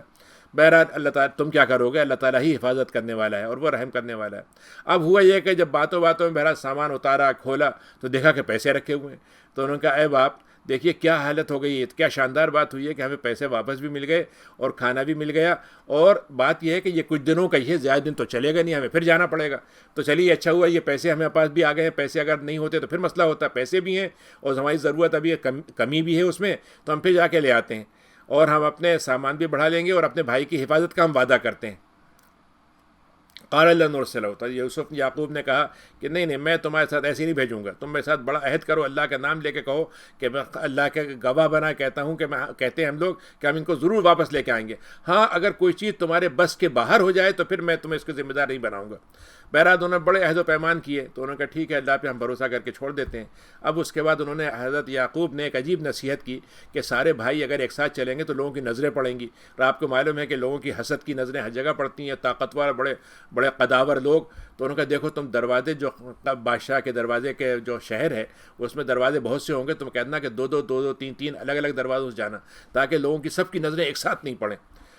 تو اس کے بعد وہ کہا کہ ایک دروازے سے مت جانا، دروازوں سے جانا. اور انہوں نے کہا دیکھو اللہ تعالیٰ کی طرف سے مجھے مطلب اطمینان ہے کہ تمہاری حفاظت کرے گا، میں اس سے تو معلوم نہیں، لیکن اللہ اور حکم اللہ ہی کا چلتا ہے، لیکن توکل، اور میں توکل بھی اسی پہ کرتا ہوں اور تمہیں بھی توکل کرنا چاہیے. لیکن کیوں اللہ تعالیٰ انہوں نے حکم دیا؟ اللہ تعالیٰ نے کہا کہ اللہ تعالیٰ نے جیسا ان کو باپ نے حکم دیا تھا ویسے ہی وہ داخل ہوئے. تو یہ چیز کوئی فائدہ پہنچانے والی نہیں تھی، لیکن یعقوب کے دل میں خیال تھا، بس اس خیال کی خاطر انہوں نے یہ بات کہی تھی. یعنی بس ان کو ایک احساس تھا کہ اگر یہ بچے ایک ساتھ جائیں گے تو ایسا نہ ہو نظر لگ جائے کسی کی، ایسا نہ ہو کوئی ان کے ساتھ کوئی چال چل دے، ایسا نہ ہو کوئی آدمی ان کو چوروں کی طرح چور سمجھ لے، ان کو مثلا کہ کوئی گینگ آیا ہوا ہے. تو ایک خیال تھا ان کا. تو انہوں نے، اور وہ ہماری طرف سے بڑے علم والے تھے، ہم نے بڑا علم ان کو دیا تھا.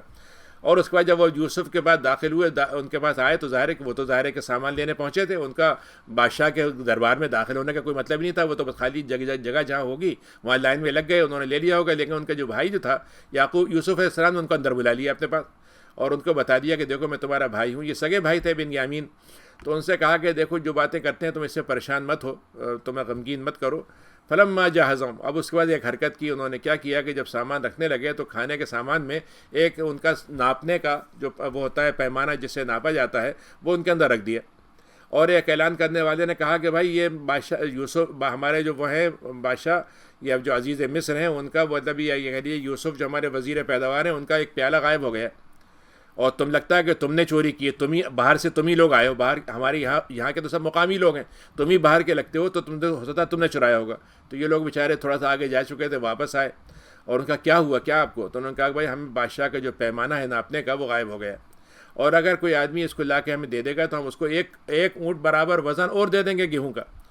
اور ہم اس کی گواہی دیتے ہیں، تو ہم اس کی گارنٹی دیتے ہیں۔ تو انہوں نے پہلے بات تو یہ کہی کہ خدا کی قسم، ہم آپ سے قسم کھائے کہتے ہیں ہم یہاں پہ زمین میں فساد پھیلانے کے لیے نہیں آئے ہیں، اور ہم نے چوری کا کبھی ہمارے ذہن میں خیال تک نہیں آیا، ہم نے کوئی چورائی نہیں کی ہے۔ انہوں نے کہا اچھا ٹھیک ہے، تم یہ بتاؤ اگر تمہارے سامان میں سے وہ برتن مل گیا تو اس کی سزا کیا ہوگی؟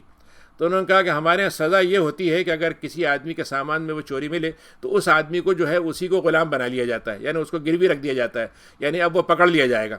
جس کے پاس کے سامان سے نکلے گا۔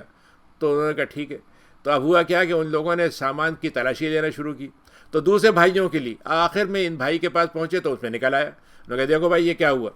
تو اللہ تعالیٰ نے کہا کہ ہم نے یوسف کو یہ تدبیر سجھا دی، ورنہ جو ان کے وہاں کا قانون تھا اس کے تحت سے وہ نہیں لے سکتے تھے۔ مثلا جو قانون ہوتا کیا ہوتا، فرض کہ یہاں پر قانون ہے، ایک باہر کے آدمی نے کوئی جرم کیا تو آپ کہیں گے بھائی ٹھیک ہے ان کو جو ہے ملک سے باہر بھیج دو، نکال دو ان کو یہاں سے، یہاں نہیں رہ سکتے، یہی ہوگا۔ تو ملک میں رکھنے کا قانون کیسے ہوگا؟ تو بادشاہ کا قانون تو یہ تھا نہیں، لیکن جب بھائیوں نے یہ تدبیر بتا دی ان کو، اب دیکھیے وہاں پر تدبیر تھی یعقوب نے کہی تھی کہ وہ تمہیں بھیڑیا کھا لے گا اس کو، اب یہاں پر انہوں نے خود ہی تدبیر بتا دی اپنے مطلب مسئلے کے حل کرنے کی کہ صاحب وہ اس آدمی کو آپ رکھ سکتے ہیں جس کے یہاں چوری ہو، تو اب چوری تو انہی کے پاس ہوئی تھی۔ تو دین ملک میں جو تھا، اللہ تعالیٰ نے یہاں پہ دین کا لفظ استعمال کیا ہے، بادشاہ کا دین، یعنی اس کا مطلب ہی جب ہم کسی کے حلال حرام کو ماننے لگتے ہیں، اس کی پوری اتباع کرتے ہیں، تو وہ دین ماننا ہوتا ہے اس کا، یعنی اگر ہم اللہ کے دین پہ چلیں گے تو اللہ کا حلال حرام مانیں گے، بادشاہ کو حلال حرام کا حق دے دیں گے تو اس کا دین ہو جائے گا اور ہم اس کے دین کے پابند ہو جائیں گے۔ تو اللہ تعالیٰ نے کہا کہ ہم نے ان کو سجھا دی یہ بات، کیونکہ اللہ تعالیٰ کا معاملہ یہ ہے کہ کسی کو کسی پہ بڑھا دیتا ہے، اور علم والوں میں بھی علم کے درجے الگ الگ ہوتے ہیں، کسی کا بہت زیادہ علم ہوتا ہے، کسی کا کم ہوتا ہے۔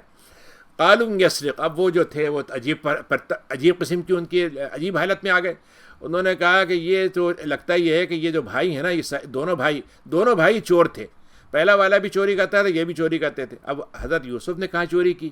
یہ تو سوال ہی نہیں تھا، لیکن لگتا یہ ہے کہ انہوں نے ان کو یہ کہا ہوگا کہ یہ یعقوب علیہ السلام کی محبت چرا لیتے تھے ہم سے، یعنی محبت ایسی کوئی باتیں کرتے تھے دکھاوے کی یعقوب کو کہ وہ ہم سے ہمارے مقابلے میں ان کو کرتے تھے، اور انہوں نے بھی چوری کی تھی اور یہ صاحب بھی چور نکلے، اور ہمیں تو اس کا پتہ ہی نہیں تھا۔ تو اس کے بعد یوسف کو اس بات سے بڑا مطلب یوسف نے اس بات کو، اس وقت موقع ایسا تھا کہ پھٹ پڑتے یوسف، اور اپنے اوپر الزام آ رہا تھا، تو کہتے ہیں تو مجھے چور کہہ رہے ہو، لیکن وہ خاموش رہے، چھپائے نہیں، اس کو بتائے نہیں انہیں۔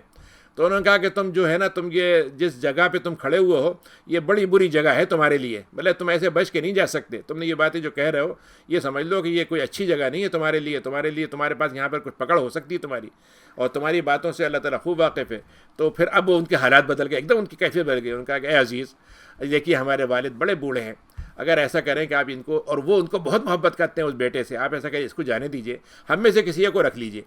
آپ تو بڑے احسان کرنے والے۔ اب یوسف علیہ السلام نے کہا کہ یہ کوئی بات ہوئی، لاجک کیا ہوئی اس میں؟ بھائی چوری دوسرے نے کی، پکڑے تم، تو انہوں نے کہا کہ اگر جس کے پاس سامان نہیں ملا ہم اس کو پکڑیں گے تو ظلم کرنے والی بات ہو جائے گی، ہم تو نہیں کریں گے یہ بات۔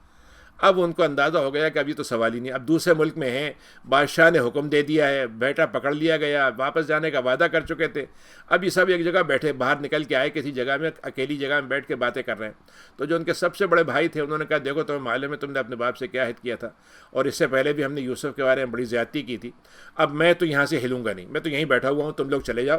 اور جا کے بتا دو کہ یہ مسئلہ ہوا ہے، اور تم بتا دو کہ اللہ تعالیٰ جو ہے وہ بتا دیں گے، اجازت دیں گے تبھی میں آؤں گا۔ اور اپنے باپ سے کہنا کہ اے باپ، ہم نے جو وعدہ کیا تھا وہ تو سچا کیا تھا، لیکن ہمیں یہ وعدہ نہیں تھا کہ بیٹا چوری کرے گا تو وہ پکڑا جائے گا، ہمارے علم کے مطابق یہ بات صحیح، ہمیں تو علم نہیں تھی یہ بات، ہم غیب کا علم نہیں رکھتے، اور آپ جو ہے بستی والوں سے پوچھ لیں کہ ہم جہاں گئے تھے ہم بالکل پرامن رہے تھے، ہم نے کوئی غلطی نہیں کی تھی، بستی کے دوسرے لوگ بھی گواہی دے دیں گے۔ قال بس صبر، جب یعقوب علیہ السلام کو یہ بات بتائی گئی تو انہوں نے کہا ارے تم نے یہ بات گڑھ لی ہے، تو ظاہر ہے کہ بھائیوں نے تو یہ بات نہیں گڑھی تھی، تو یہ ظاہر ہے کہ یہ سارے لوگوں میں یوسف بھی تھے، تو ان کا مطلب یہ تھا کہ تم ہی لوگوں میں سے آپس میں کچھ لوگوں نے مل کے یہ منصوبہ بنایا ہے۔ فصبر جمیل، تو ایک بھائی گیا اب دوسرا بھی گیا. تو بہرحال میں اللہ تعالیٰ سے میں صبر جمیل کرتا ہوں، لیکن مجھے امید لگ رہی ہے کہ اللہ تعالیٰ ان سب کو لے کر آئے گا، اور وہ بہت علم والا حکمت والا ہے. اب اس کے بعد وتولی عنہم، اور وہ انہوں نے یعقوب نے منہ پھیر لیا ان سے، اور کہنے لگے کہ کیا افسوس ہے مجھ پر، کتنا افسوس ہے مجھ کو یوسف پر، کیسی میری آنکھیں. اور ان کی آنکھیں غم سے سفید ہو گئی تھیں، اور وہ جو تھے گھونٹ پر گھونٹ پیتے تھے، اپنے غم کے گھونٹ پیے جاتے تھے. تو بھائی بیٹوں نے دیکھا ان کو، تو انہوں نے کہا کہ اے باپ، آپ کب تک یوسف کو یاد کرتے رہیں گے، یہاں تک کہ آپ لگتا ہے کہ آپ تو بیمار ہو کر موت تک پہنچ جائیں، آپ کو موت آ جائے. تو انہوں نے کہا تمہیں اس سے کیا ہوتا ہے، میں تو اپنے رب سے شکوہ کر رہا ہوں، اپنے رب سے اپنے غم کا اظہار کر رہا ہوں، اور میں وہ جانتا ہوں جو تم نہیں جانتے. پھر انہوں نے کہا، اب یہ دیکھیے اگلا ٹرننگ پوائنٹ آتا ہے. انہوں نے کہا نہیں تم، کوئی بات ضرور ہے اس میں، یہ جو راز ہے اس میں کچھ، یعنی یہ بات مجھے نارمل نہیں لگتی. یہ واقعہ کہ گیا بھائی اور پکڑ لیا گیا اور چوری کی اور فنا ہوئی، یہ کچھ اس میں کوئی دوسری بات ہے. تم ایسا کرو، جاؤ، پھر جاؤ یوسف کے پاس اور اس سے بھائی سے ملو، اور اللہ کی رحمت سے مایوس مت ہونا. اب یہاں بہت اہم بات یعقوب علیہ السلام نے کہی ہے کہ دیکھو اللہ کی رحمت سے جو مایوس ہو جاتے ہیں وہ کفر کرنے والے ہوتے ہیں، یعنی اللہ کی رحمت، ایمان والے جو ہوتے ہیں کبھی اللہ کی رحمت سے مایوس نہیں ہوتے. تو اب وہ کیا ہوا، بیچارے آئے اور انہوں نے کہا کہ عزیز مصر، ایک تو کام یہ ہے کہ ہمارے پاس جو سامان تھا تم نے غلہ وہاں پہنچا دیا اور وہ استعمال بھی ہو جائے گا، لیکن ہم دوبارہ آ گئے تو غلہ پھر سے دے دیجیے، اور ہمارے پاس اب پیسے بھی نہیں ہیں. جو پیسے آپ نے دیے تھے اسی سے ہم نے دوبارہ خرید لیا تھا، لیکن اب تو ہمارے پاس چند سکے ہی رہ گئے. اب آپ اگر کرم کریں گے تو ہمارا مسئلہ حل ہو جائے گا، لیکن پھر بھی آپ پورا دے دیں، کچھ صدقہ کر دیں ہمارے اوپر. اب یہ وہ موقع تھا جس میں یوسف علیہ السلام پسیج گئے، یعنی ان کے بھائی ان کے آگے بھیک مانگے یا ان سے مطلب یہ عاجزی کا اتنا اظہار کریں اور اتنی بے بسی کا اظہار کریں، یہاں پر آ کر وہ تڑپ گئے. اور انہوں نے کہا کہ تمہیں یاد ہے، تمہیں کچھ یاد آتا ہے، تمہیں یوسف تھے،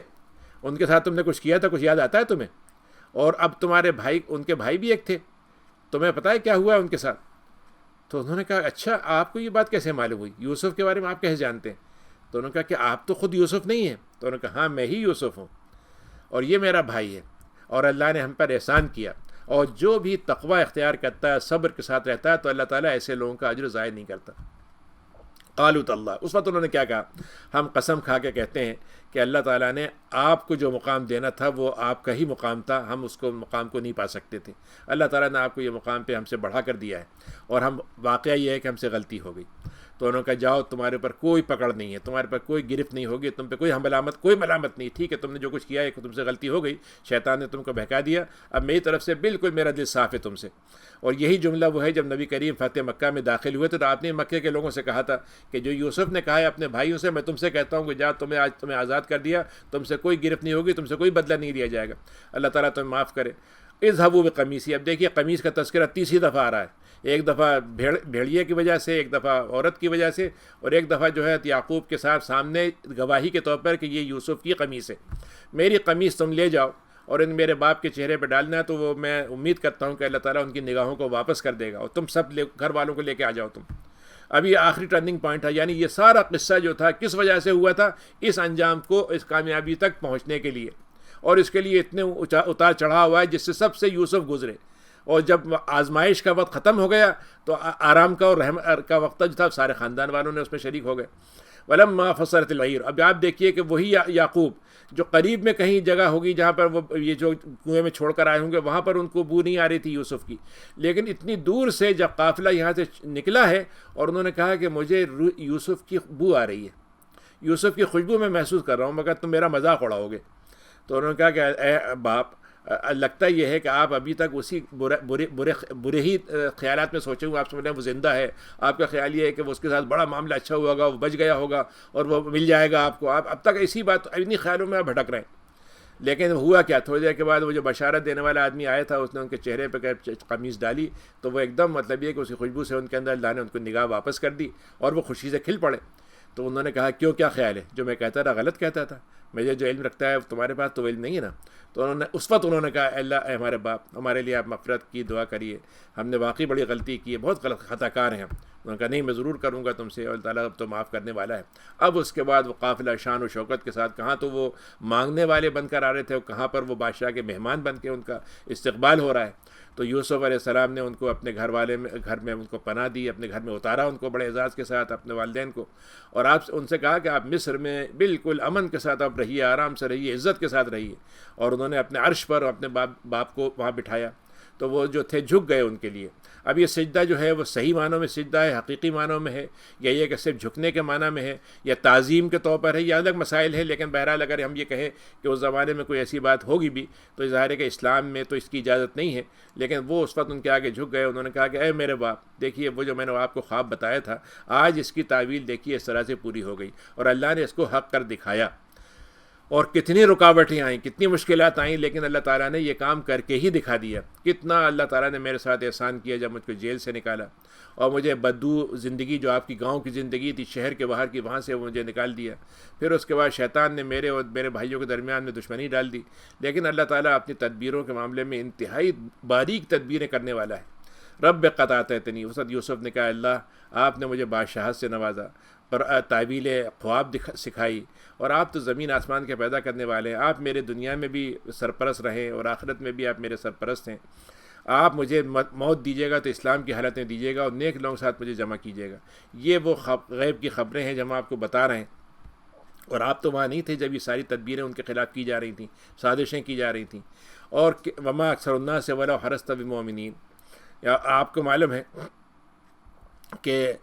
اگر آپ سب کو ہدایت دینا چاہیں بھی تو آپ دیتے رہیے، لیکن بات یہ ہے کہ یہ سارے لوگ جو ہیں آپ کی بات پہ ایمان نہیں لائیں گے، چاہے آپ کچھ بھی کر لیں ان کے لیے۔ اور آپ کہہ دیجئے کہ میں کوئی اجر نہیں مانگتا، یہ میرے پاس اللہ کا ذکر آیا ہے جو سارے جہاں کے رب کا ذکر ہے۔ وَكَأَيٍّ مِّنْ آیَةٍ، پھر اللہ تعالیٰ نے انسانوں کے بارے میں کہا کہ انسانوں کا معاملہ عجیب ہے، صبح سے شام تک 25 دفعہ 50 دفعہ 100 دفعہ نشانیوں پہ نشانیاں دیکھتے ہیں، جس سے اللہ کی پہچان نظر آتی ہے، جس سے اللہ تعالیٰ کی تخلیق سے خالق کا نشان ملتا ہے، لیکن یہ اس سے ایسے گزر جاتے ہیں جیسے کوئی بات ہی نہیں۔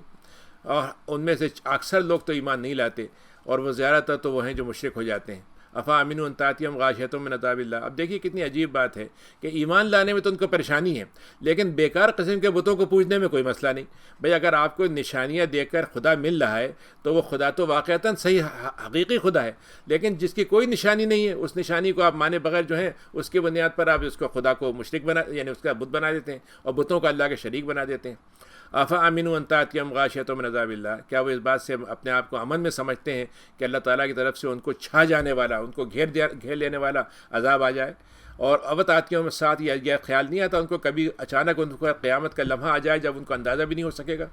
بہرحال آپ اے نبی، آپ کا کام تو کیا ہے؟ فرما دیجئے کہ میں تو اللہ کے راستے میں کھڑا ہوا ہوں، دعوت دے رہا ہوں اللہ کی طرف، اور میں پوری بصیرت کے ساتھ، پوری ہوشمندی کے ساتھ، پوری سمجھداری کے ساتھ یہ بات کر رہا ہوں، اور جو لوگ میرے ساتھ چلنے والے ہیں ان کو بھی یہ بصیرت حاصل ہے، اور میں تو مشرکوں میں سے نہیں ہوں۔ اور ہم نے اس سے پہلے جتنے بھی وحی کرنے والے، جتنے بھی ہم نے چنے ہیں، وہ سب نبی ہوتے تھے، مردوں میں سے ہم نے وحی کے لیے نبیوں کو چنا ہے، اور بستیوں میں انہوں نے وحی کے ذریعے سے اپنی بات کو پہنچایا ہے۔ تو کیا یہ زمین میں چل کے دیکھتے نہیں ہیں کہ جن لوگوں نے ہماری باتوں کو جھٹلایا ان کا انجام کیا ہوا؟ اور دیکھو آخرت کی زندگی سب سے بہتر زندگی ہوتی ہے جو تقوی والوں کے لیے ہے، مگر وہ حتیٰ اذا استیأس الرسل، دنیا میں تو یہ تک معاملہ ہوتا ہے کہ جب رسول اپنی بات کہتے ہیں کوئی سنتا نہیں ہے، پریشانی ہوتی ہے، ناکامی ہونے لگتی ہے، اور ان کے حالات ایسے ہو جاتے ہیں کہ ان کو کوئی لگتا ہے کہ اللہ کی مدد ہی نہیں آ رہی، تو وہ خود ہی محسوس کرنے لگتے ہیں کہ شاید اب اللہ کی مدد آنا ہی نہیں ہے۔ جب وہ اس مایوسی کے عالم میں پہنچتے ہیں کہ شاید ہم تو جھٹلا دیے گئے، اب ہماری نصر بھی مدد بھی نہیں آ رہی، تو ہم ان کو پھر نجات دے دیتے ہیں، اور ہمارا جو عذاب ہے وہ مجرموں کو ضرور پہنچ کے رہتا ہے۔ لقد کان فی قصصہم، ہم نے یہ قصے سنائے کائے کے لیے بنائی، یہ بیسٹ سیلر فکشن نہیں ہے، یہ خالی مطلب یہ ہے کہ دیومالائی قسم کے مختلف قسم کی چیزیں تھوڑی دیر کی دلچسپی کے لیے اور ایسی بیکار کے جیسے کہتے ہیں خیالی قصے سجانے کے نہیں ہے، بلکہ ان کا مقصد کیا ہے؟ عقل والوں کے لیے اس میں عبرت لینے کا موقع ہوتا ہے، یعنی وہ اس قصے سے سیکھ سکتے ہیں کہ جب ان کے ساتھ یہ ہوا تو اللہ تعالیٰ کیسے کیسے حالات میں کس طریقے سے اپنے بندے کو بچانا چاہتا ہے تو کیسے بچاتا ہے۔ اور یہ کوئی ایسی گھڑی ہوئی بات نہیں ہے، لیکن اس کو یہ کتاب جو ہے سب سے جو پہلے کتابیں آئی تھیں اس کی تصدیق کرتی ہے، اور یہ اس میں ہر چیز کی ہدایت کی تفصیل ہے، ہدایت ہے، رحمت ہے اور ایمان والوں کے لیے۔ اب اس کے بعد سورہ رعد ہے، یہ مدنی صورت ہے۔ الف لام میم را تلک آیات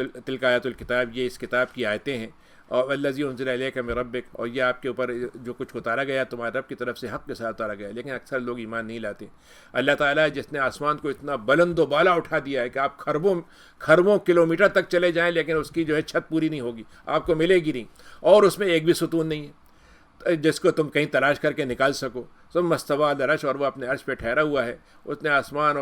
کے تمہارے لیے سورج اور چاند کو مسخر کر دیا ہے. ہر چیز ایک مقررہ مدت کے ساتھ چلتی ہے. وہ اپنے معاملات کی تدبیر کرتا ہے، انتظام چلاتا ہے ہر چیز کا. اس نے کھلی نشانیاں تمہارے سامنے رکھی ہیں. لعلکم بلقاء ربکم توقنون، تاکہ تمہیں اس بات کا یقین ہو جائے کہ تمہیں اپنے رب سے اس وقت تم دنیا میں چھوٹے ہوئے ہو، لیکن ایک دن تم کو اللہ سے ملنا ہے.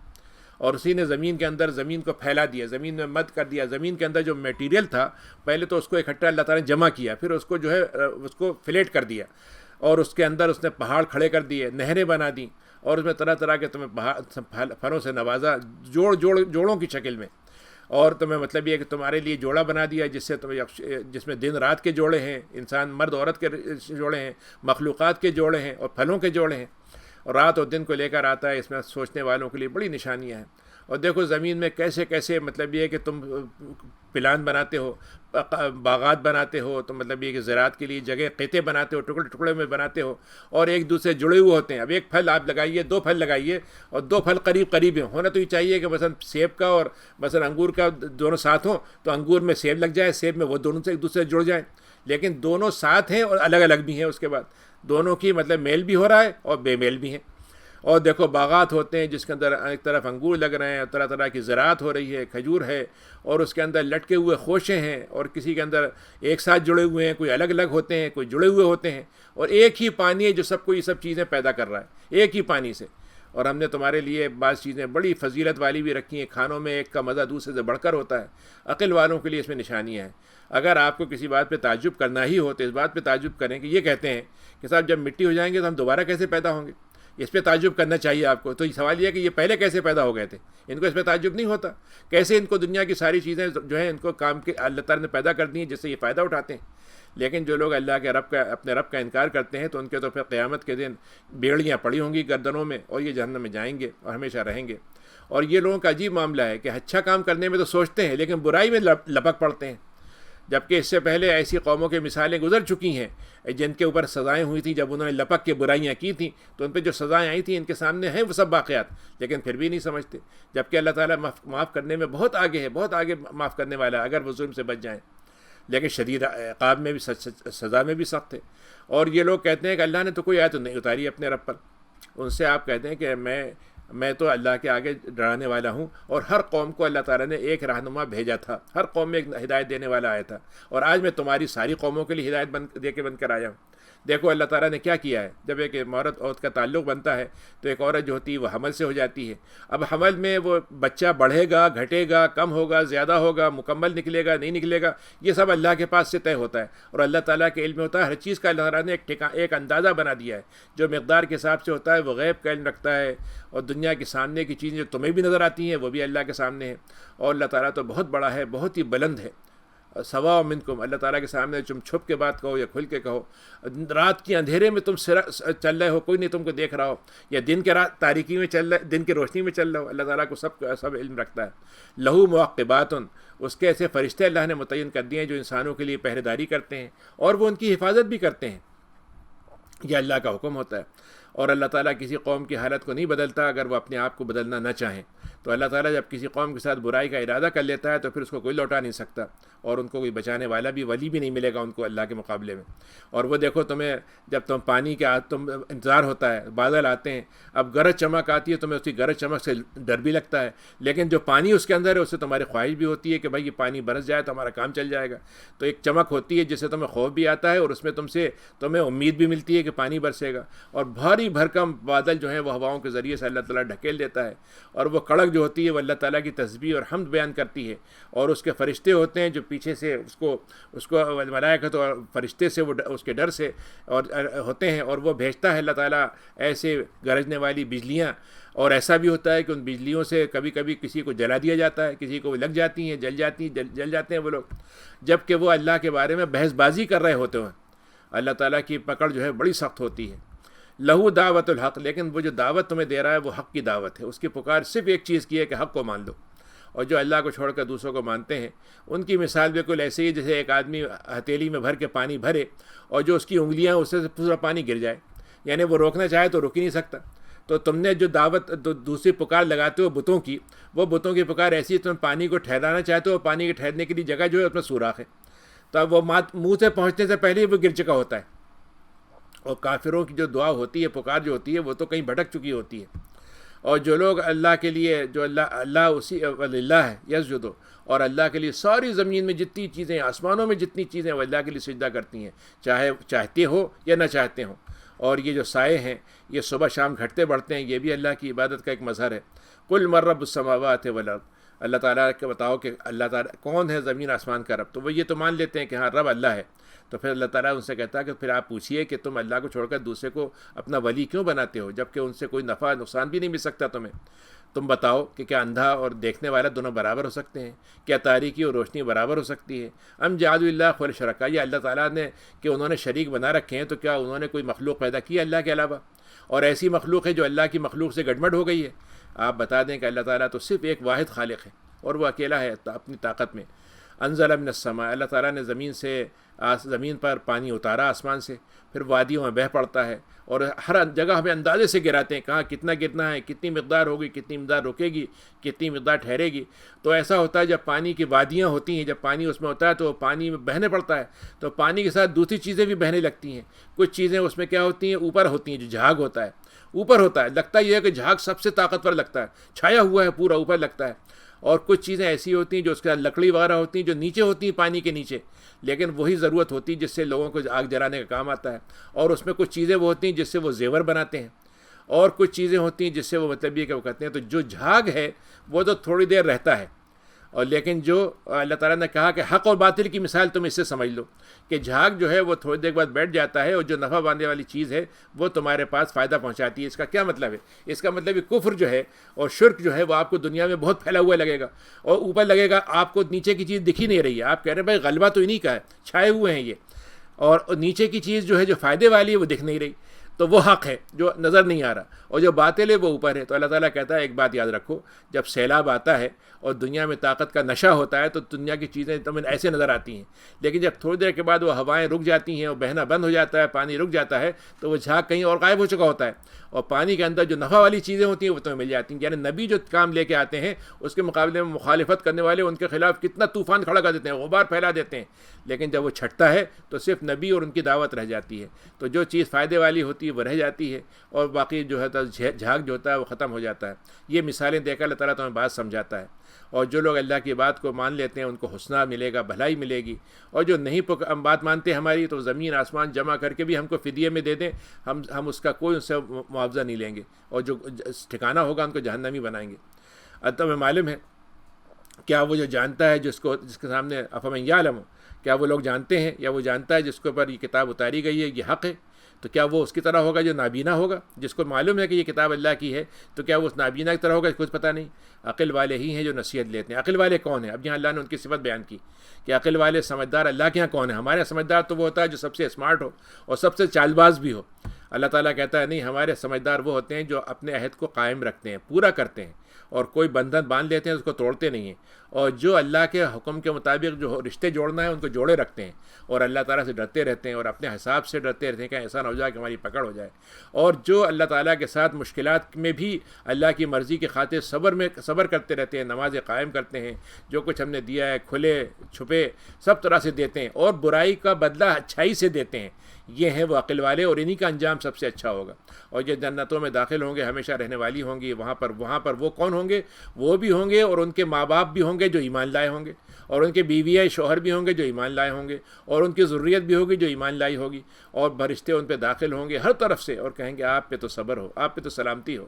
آپ نے بڑے صبر کے ساتھ دنیا کی زندگی گزاری تھی، تو اب آج کا انجام تو آپ کے لیے بہترین ہے۔ اس کے مقابلے میں دھوکے باز بیوقوف کون ہے اور ہمارے نزدیک بے عقل کون ہے؟ جو اللہ کے عہد کو توڑ دیتے ہیں جبکہ انہوں نے عہد کر لیا تھا، اور اللہ تعالیٰ کے رشتوں کو کاٹتے ہیں، اور زمین میں فساد پھیلاتے ہیں، اور ان پر تو لعنت ہے اور ان کا انجام برا ہوگا۔ اللہ تعالیٰ دنیا میں رزق دیتا ہے، کافر کو بھی دیتا ہے اور مومن کو بھی دیتا ہے، اور کسی کو پھیلا کے دیتا ہے، کسی کو تھوڑا ناپ کے دیتا ہے، لیکن یہ دنیا کی زندگی میں مست ہو جاتے ہیں تو وہ بھول جاتے ہیں کہ آخرت کا رزق الگ ہے اور آخرت کی تیاری الگ ہے۔ تو دنیا تو آخرت کے مقابلے میں ایک چھوٹا سا ٹھکانہ ہے، اور وہ لوگ جنہوں نے کفر کیا ہے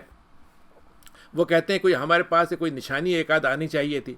تو قل ان اللہ یضل، تو آپ بتا دیں، ان سے کہہ دیں کہ اللہ تعالیٰ اگر کسی کو بھٹکانا چاہے تو بھٹکا سکتا ہے، لیکن جو اللہ کی طرف لوٹنا چاہتا ہے اس کو راستہ بتا دیتا ہے۔ اور پھر اس میں آیت میں اللہ تعالیٰ نے اس آیت نمبر 28 میں بڑی اہم بات کہی ہے کہ دیکھو دلوں میں اطمینان صرف اللہ کے ذکر سے آتا ہے۔ ہم دنیا کا مال، دنیا کے منصب، دنیا کے سربلندی، اور دنیا کے ہمارا دنیا میں ہزاریں لاکھوں ہمارے فالوور ہو جائیں اور دنیا کے سیلیبریٹی ہم بن جائیں اور ہم سوچیں کہ اطمینان آ جائے، تو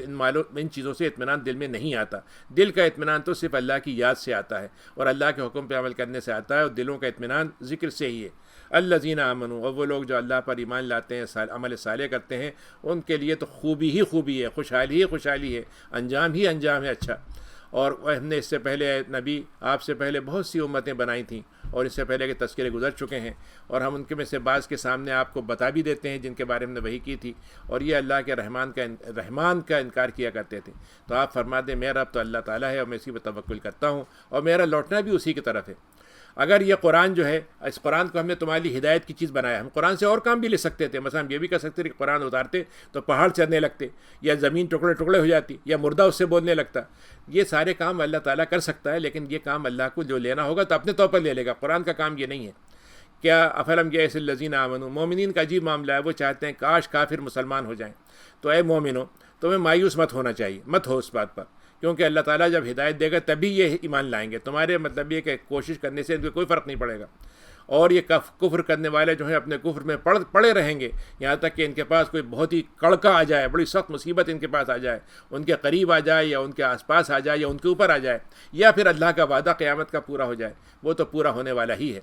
وَلَقَدْ اسْتُهْزِئَ، رسولوں کے ساتھ بڑے مذاق اڑائے گئے تھے پہلے بھی، لیکن ہم نے کافروں کو مہلت دی تھی، پھر اس کے بعد ہم نے ان کو پکڑا تھا تو بڑا سخت عذاب ہوا تھا ان کے ساتھ۔ افمن قائم علی کل نفس ما کسبت، اب تم سوچو کہ وہ آدمی کتنا اچھا ہوگا جو اپنے نفس کے ساتھ قیام کر رہا ہے، اپنے نفس کو اچھی جگہ پہ کھڑا کیا ہوا ہے اور اپنے نیکیوں پہ اپنے قائم ہے، اور وہ اس کے مقابلے میں وہ آدمی جو اللہ کے ساتھ شریک بنا دے۔ تو وہ کہتے ہیں کہ صاحب یہ کیا تم نے نام لگا رکھے ہیں؟ تو آپ کہیں کہ جو تم نے نام رکھے ہیں یہ تو جھوٹے نبی ہیں، جھوٹے خدا ہیں جو تم نے بنا رکھے ہیں۔ ام تنبئون، کیا تم بتا سکتے ہو جس کا تمہیں، وہ بات تم بتا رہے ہو اللہ کو جس کا نہ علم زمین میں ہے نہ کوئی صحیح بات اس کے بارے میں ثابت ہے۔ یہ سارا کفر نے ان کو سجاوٹ دے دی ہے، اور ان کے ساتھ جو مکر ہے اس میں مکر میں پڑ گئے ہیں اور اللہ کے راستے کو روکنے میں لگ گئے ہیں۔ اور جو گمراہ ہو جاتا ہے اللہ کے پاس تو اس کو ہدایت دینے والا کوئی نہیں ہوتا، ان کو عذاب ہوگا دنیا میں بھی اور آخرت میں بھی، اور آخرت کا عذاب زیادہ سخت ہوگا اور وہاں کوئی بچانے والا نہیں ہوگا۔ جو جنت جس سے وعدہ کیا گیا متقین سے، اس جنتوں میں نہریں بہتی ہوں گی، وہاں پر ہمیشہ رہنا ہوگا، اس کا سایہ ہوگا اور بہترین انجام ٹھکانہ ہوگا تقوی والوں کے لیے، اور کافروں کا تو ٹھکانہ جہنم ہے۔ اور جن کو اللہ دین آتا ہے کتاب یفرحون، جو یعنی وہ لوگ جو ان کو ہم نے کتاب دی ہے وہ اس سے خوش ہو جاتے ہیں، یعنی مومن جو ہوتے ہیں وہ خوش ہوتے ہیں کہ ان پر یہ بات اتاری گئی، بڑی اچھی بات ہے، اللہ تعالیٰ نے ان کے لیے اتنی اچھی بات اتاری۔ ومن الاحزاب، لیکن ایسے گروہ بھی ہیں جو اس کا انکار کرتے ہیں۔ قل انما امرت، تو آپ فرما دیں مجھے تو یہ حکم دیا گیا کہ میں اللہ کی عبادت کروں، شریک نہ بناؤں، وہیں مجھے جانا ہے، اسی کو میں پکارتا ہوں، اسی کی طرف لوٹنا ہے۔ اور ہم نے یہ تمہارے لیے قرآن اتارا ہے جس میں حکم ہے، فیصلے ہیں، اور عربی زبان میں ہے، عربی اظہار بیان میں ہے۔ اگر یہ اس کے بعد بھی اپنی خواہشوں پہ چلتے رہیں گے جبکہ علم آ چکا ہے تو پھر کوئی ان کو بچانے والا نہیں ملے گا۔ وَلَقَدْ أَرْسَلْنَا رُسُلًا، ہم نے آپ سے پہلے بھی رسول بھیجے تھے، اور ہم نے ان کی بیویاں بھی تھیں، ان کی اولاد بھی ہوتی تھی، یعنی وہ فرشتے نہیں تھے، وہ انسانوں کی طرح رہتے تھے، کھاتے پیتے تھے، عام زندگی بھی گزارتے تھے۔ اور اللہ تعالیٰ کے پاس کوئی چیز اگر اللہ تعالیٰ رسول کو بھیجتا ہے تبھی وہ بتاتا ہے، یہ نہیں ہو سکتا کہ وہ خود سے دعویٰ کرنا شروع کر دے اور خود سے کہہ دے میرے پاس یہ وحی آ گئی ہے۔ لِكُلِّ أَجَلٍ کتاب، ہر ایک کی ایک کتاب ہے جس میں ایک مدت میں لکھی ہوئی ہے۔ اللہ تعالیٰ کی یہ بھی ایک طاقت ہے کہ اگر اس نے کچھ لکھ دیا ہے تو مٹانا چاہے تو مٹا سکتا ہے، اور اگر وہ چاہے تو اس کو جو چیز کو باقی رکھنا چاہے باقی رکھ سکتا ہے۔ اور اس کے بعد الکتاب ہے، یعنی ساری چیزیں جہاں سے نکل کے آئی ہیں اس کا اصل کتاب کا حوالہ اللہ کے پاس ہے۔ وَإِمَّا نُرِيَنَّكَ، یہاں پھر ایک بات اللہ نے کہی کہ اللہ تعالیٰ نبی ہم آپ کو جو وعدے کر رہے ہیں آپ کی زندگی میں پورے کر دیں، یہ بھی ہو سکتا ہے، یا آپ کے بعد ہم پورے کریں اور آپ کو وفات دے دیں، آپ کا کام تو پہنچا دینا ہے، ہم حساب لے لیں گے۔ آپ دیکھتے نہیں ہیں کہ زمین جو ہے کھنچتی چلی آ رہی ہے، تنگ ہوتی چلی جا رہی ہے اس کے کناروں کے ساتھ۔ جن لوگوں کو ہماری بات پہ یقین نہیں آ رہا ہے ان کے لیے زمین جو ہے ان کو لگ رہا ہے پھیلی ہوئی ہے، لیکن اصل زمین ان کو تنگ کرتی چلی جا رہی ہے، اور موت کے ساتھ وہ زمین تنگ ہو جاتی ہے۔ اللہ تعالیٰ کے جب حکم دیتا ہے تو کوئی اس کے حکم پہ جو ہے پرسو نہیں کر سکتا، اس کو پیچھے نہیں کر سکتا۔ حساب بھی اللہ تعالیٰ بہت جلدی لیتا ہے، اور جنہوں نے اس سے پہلے بھی مکر کیا تھا تو سارا مکر انہی پہ لوٹ کر آیا۔ اللہ تعالیٰ سارے لوگوں کے حال جانتا ہے، کیا کمایا انہوں نے، کیسا کمایا، اچھا یا برا، اور کافروں کو پتہ چل جائے گا ان کا انجام کیسا ہوگا۔ اور جنہوں نے کفر کیا ہے لست مرسلا، یہ کہتے ہیں کہ آپ تو رسول نہیں ہیں، تو آپ کہتے ہیں اللہ تعالیٰ اس کے لیے گواہ ہے، کافی ہے اللہ کی گواہی، اور اسی کے بعد ہے علم کتاب۔ الف لام را کتاب انزلناہ الیک، اے نبی ہم نے آپ پہ یہ کتاب اتاری ہے تاکہ آپ لوگوں کو تاریکیوں سے نور کی طرف نکالیں۔ تاریکیاں بہت ہوتی ہیں اور نور ایک ہوتا ہے، اللہ تعالیٰ کی اجازت سے یہ کام ہوگا۔ اللہ ہی ہے، زمین آسمان کا سب جگہ ہے، اور وہ کافر جو عذاب میں شدید میں پڑے ہوئے ہیں ان کے لیے تو بس ویل ہی ویل ہے، برائی ہی برائی ہے، تباہی ہی تباہی ہے۔ کیوں؟ اس لیے کہ وہ دنیا کی زندگی کی محبت میں پڑ گئے آخرت کو چھوڑ کر، اور اللہ کے راستے سے دوسروں کو بھی روکتے ہیں، یعنی اللہ کے راستے میں خود نہیں آتے، دوسروں کو بھی نہیں آنے دیتے، اور ٹیڑھ میں پڑے رہتے ہیں۔ یہ گمراہی ہے، اور ہم نے جب کسی قوم کو بھیجا ہے تو اس کی زبان میں بھیجا ہے تاکہ وہ ان کے سامنے بیان کر دے۔ نبی کریم صلی اللہ علیہ وسلم کے لیے جو زبان بھیجی ہے وہ ایسی زبان ہے جو یونیورسل ہے، ساری دنیا کے لیے زبان ہے، لیکن اس کے ترجمے دوسری زبانوں میں ہو سکتے ہیں۔ باقی یہ کہ نبی کریم چونکہ ساری دنیا کے لیے ہے تو اس کا ایک میڈیم ایک ہی ہوگا، اور وہ عربی زبان ہے۔ تو اللہ تعالیٰ کو چاہتا ہے گمراہ کرتا ہے، ہدایت دینا چاہتا ہے تو وہ دے سکتا ہے۔ اور ہم نے موسیٰ کو بھیجا تھا اپنی قوم کے بعد تاریکیوں سے نکالنے کے لیے، اور ان کو آپ ان کی باتوں کا یاد کرا دیں، کیا واقعات گزرے تھے ان پر۔ اللہ تعالیٰ صبر کرنے والے اور شاکر والوں کے ساتھ ہوتا ہے، شکر کرنے والوں کے ساتھ ہوتا ہے۔ وَإِذْ قَالَ موسیٰ، جب موسیٰ نے اپنی قوم سے کہا تھا اللہ کی نعمتوں کو یاد کرو، تم کو فرعون سے نجات ملی ہے، تمہارے ساتھ کیسا عذاب کا معاملہ کرتا تھا، تمہارے بیٹوں کو ذبح کر دیتا، مار دیتا تھا، بچیوں کو زندہ رکھتا تھا، اور اس میں تمہاری بڑی آزمائش تھی۔ وَإِذْ تَأَذَّنَ رَبُّكُمْ، اللہ تعالیٰ نے یہاں پہ 7 نمبر آیت میں بہت اہم بات کہی ہے کہ اللہ نے یہ کہہ دیا ہے، طے کر دیا ہے کہ اگر تم شکر کرو گے تو اور بڑھا کر دوں گا، لیکن اگر تم نے کفر کیا تو پھر میرا عذاب بھی بڑا سخت ہے۔ اور موسیٰ نے کہا کہ تمہیں کیا ہو گیا ہے کہ ان تکفروا انتم، اگر تم سارے لوگ کافر بن جاؤ، سارے لوگ، تو اللہ تعالیٰ کو پھر بھی کوئی فرق نہیں پڑے گا، وہ بے نیاز ہے، حمید ہے۔ لم یاتکم نبأ، تو کیا تمہارے پاس قوم نوح کی اور عاد کی اور ثمود کی خبریں نہیں آئیں، اور جو ان کے بعد پیدا ہوئے تھے ان کی خبریں نہیں آئیں؟ لا یعلم، بہت سے وہ ہیں جن کو صرف اللہ جانتا ہے۔ ان کے بعد رسول آئے تھے نشانیاں لے کر، تو انہوں نے اپنے منہ جو ہے ہاتھ جو ہے اپنے منہ پہ رکھ لیے، تو یعنی اپنے منہ پہ رکھ لیے کہ ہم کچھ بولنا نہیں چاہتے، یا ان کے نبی کے منہ پہ رکھ دیے کہ ہم بولنے نہیں دیں گے آپ کو۔ وقالو، اور کہا انہوں نے کہا کہ نہیں ہم تو کفر کرتے ہیں آپ کی بات پہ، اور ہمیں تو آپ کی بات میں شک ہے، کہ ہمیں یقین نہیں آتا کہ آپ جو بات کہہ رہے ہیں سچی بھی ہے۔ قالت رسلہم، تو ان سے رسولوں نے پوچھا کہ تمہیں اللہ کے بارے میں شک ہے جس نے زمین آسمان کو پیدا کیا ہے؟ وہ تمہیں اپنی مغفرت کی طرف دعوت دے رہا ہے، تمہارے گناہوں سے بچانے کی دعوت دے رہا ہے، اور تمہاری مدت کو بڑھانے کی وعدہ کر رہا ہے۔ تو انہوں نے کہا بھائی تم ہمارے جیسے انسان ہو، یہ کیا بات ہوئی؟ تم ہمیں روکنا چاہتے ہو ہمارے باپ دادا کی جن کی عبادت ہم کرتے ہیں، کوئی دلیل لے کر آؤ۔ قالت لهم رسلهم، انہوں نے کہا دیکھو ہم تمہاری طرح انسان ہیں، اس میں کوئی شک نہیں، لیکن اللہ تعالیٰ جب اپنے بندے پہ احسان کرنا چاہتا ہے تو اس کا معاملہ ہے، جس کو زیادہ دے دے، اور ہمارے پاس کوئی نشانی دینے کے لیے نہیں ہے سوائے سے کہ اللہ تعالیٰ ہمیں بھیج دے گا تو ہم دکھا دیں گے تمہیں۔ اور مومنین تو توکل کرتے ہیں اللہ پر، وما لنا، اور وہ کہتے ہیں کیوں ہم تو توکل نہ کریں اللہ پر، اس نے ہمیں سیدھا راستہ دکھایا، اور ہم تو تمہاری اذیت دینے والی باتوں پہ صبر کر لیں گے، جھیل لیں گے اسے، اور مومنین ہی ہیں جو توکل کرنے والے ہوتے ہیں۔ وقال الذین کفروا، اور وہ رسول سے کہتے ہیں کہ ہم آپ کو اپنی زمین سے نکال دیں گے، ورنہ اگر آپ ہماری باتیں نہیں مانی تو ہم آپ کو زمین سے نکال دیں گے۔ تو اللہ تعالیٰ نے وہی کر کے بتاتا ہے نبی کو، ان کے ماننے والوں کو، کہ میں ظالموں کو ہلاک کر دوں گا، اور تم کو ہم اس کی زمین میں آباد کرا دیں گے جب ہم دل چاہے گا۔ یہ ایسا ہے جو یہ ان کے لیے ہے جو میرے سامنے کھڑے ہونے سے ڈرتے ہیں اور وعید سے ڈرتے ہیں، اور جنہوں نے مطلب یہ کہ فتح مانگتے ہیں، جو کافر ہو کر فتح مانگتے ہیں وہ تو کامیاب نہیں ہو سکتے کبھی بھی، چاہے وہ کتنے ہی بھی مطلب یہ کہ جبار اور عنید کتنے ہی سرکش ہو جائیں، ان کے لیے جہنم ہے، پیپ کا پانی پینا ہوگا ان کو، وہ گھونٹ لینا چاہیں گے تو نیچے اترے گا نہیں، اور موت آنا چاہے گی تو ندی صاحب 7:45 ہو گئے ہیں، جہاں چاہیں بریک لیں۔ جی انشاءاللہ، بس یہ ایک رکوع پورا کر لوں۔ جہاں سے موت آنا ہوگی، آنا چاہے کہ تمنا کریں گے لیکن مرنے والے بھی نہیں ہوں گے۔ مثل الذین کفروا، تو کافروں کی مثال بالکل ایسے ہی ہے جیسے ایک آدمی جو ہے بہت ہی گرم قسم کی ہوا چل رہی ہو، آندھی چل رہی ہو، اور زمین جو ہے وہ بھی تب گئی ہو بالکل، تو اب وہ نتیجہ یہ ہے کہ نہ تو وہ نیچے پیر رکھ پا رہا ہے، نہ وہ مطلب یہ ہے کہ ہوا سے مطلب کوئی فائدہ اٹھا پا رہا ہے۔ تو کافروں کی مثال ایسی ہے کہ زندگی ان کی ساری ہے، لیکن وہ زندگی ان کی دنیا کی مشقت میں تو جو کچھ گزری آخرت میں وہ آندھی بن گئی، اور اتنے سارے اعمال ان کے جھاڑ دیے۔ الم تر ان اللہ، تم دیکھا نہیں کہ اللہ تعالیٰ نے زمین آسمان کو پیدا کیا حق کے ساتھ، اگر وہ چاہتا تو تم کو ہٹا دیتا اور کسی اور کو لے آتا، اور یہ اللہ کے لیے کوئی بڑی بات نہیں ہے، اور یہ اللہ کے سامنے سب کھڑے ہوں گے قیامت کے دن، تو اللہ تعالیٰ کے سامنے ایک منظر ہوگا کہ کمزور یہ کہیں گے تکبر کرنے والوں سے کہ ہم تو تمہارے پیچھے چلتے ہیں دنیا میں، آج تو ہمارا کچھ کام کرو نا، ہمیں بھی تو بچانے کی کوشش کرو نا اللہ کے عذاب سے۔ تو وہ کہیں گے، اس وقت طاقتور لوگ کہیں گے وہاں قیامت کے دن، ارے بھائی اللہ میاں نے ہدایت ہوتی تو ہم تم کو ہدایت دیتے، ہم تو اب آج برابر ہیں، تم ہو یا ہم ہو، سب ایک ہی مصیبت میں گرفتار ہیں، اب روئیں گڑگڑائیں جو بھی کریں، اب تو صبر ہی کرنا پڑے گا۔ اور شیطان نے کہا کہ جب معاملہ فیصلہ ہو چکا، دیکھو میں نے اللہ نے وعدہ کیا تھا، سچا وعدہ تھا، میں نے جھوٹا وعدہ کیا تھا اور مجھے تمہارے پہ کوئی زور نہیں تھا میرا، لیکن تم نے میری بات مان لی، تو اب میں کیا کروں؟ مجھ کو ملامت مت کرو، اپنے آپ کو ملامت کرو، نہ میں تمہاری فریاد رسی کر سکتا ہوں، نہ تم میری کر سکتے ہو، میں تو تمہارے مشرکوں کو کبھی بھی نہیں مانتا تھا۔ بہت خیر الذین آمنوا وعملوا الصالحات، اللہ تعالیٰ نے کہا کہ زمین مومنین کو جنت دے دی جائے گی، نہریں بہتی ہوں گی، اور ان کو سلامتی کے ان کے ساتھ تحیات اور سلامتی کے ان کے تبریکات ہوں گی ان کے لیے۔ یہیں تک رک جاتے ہیں انشاءاللہ پھر۔ ٹھیک ہے۔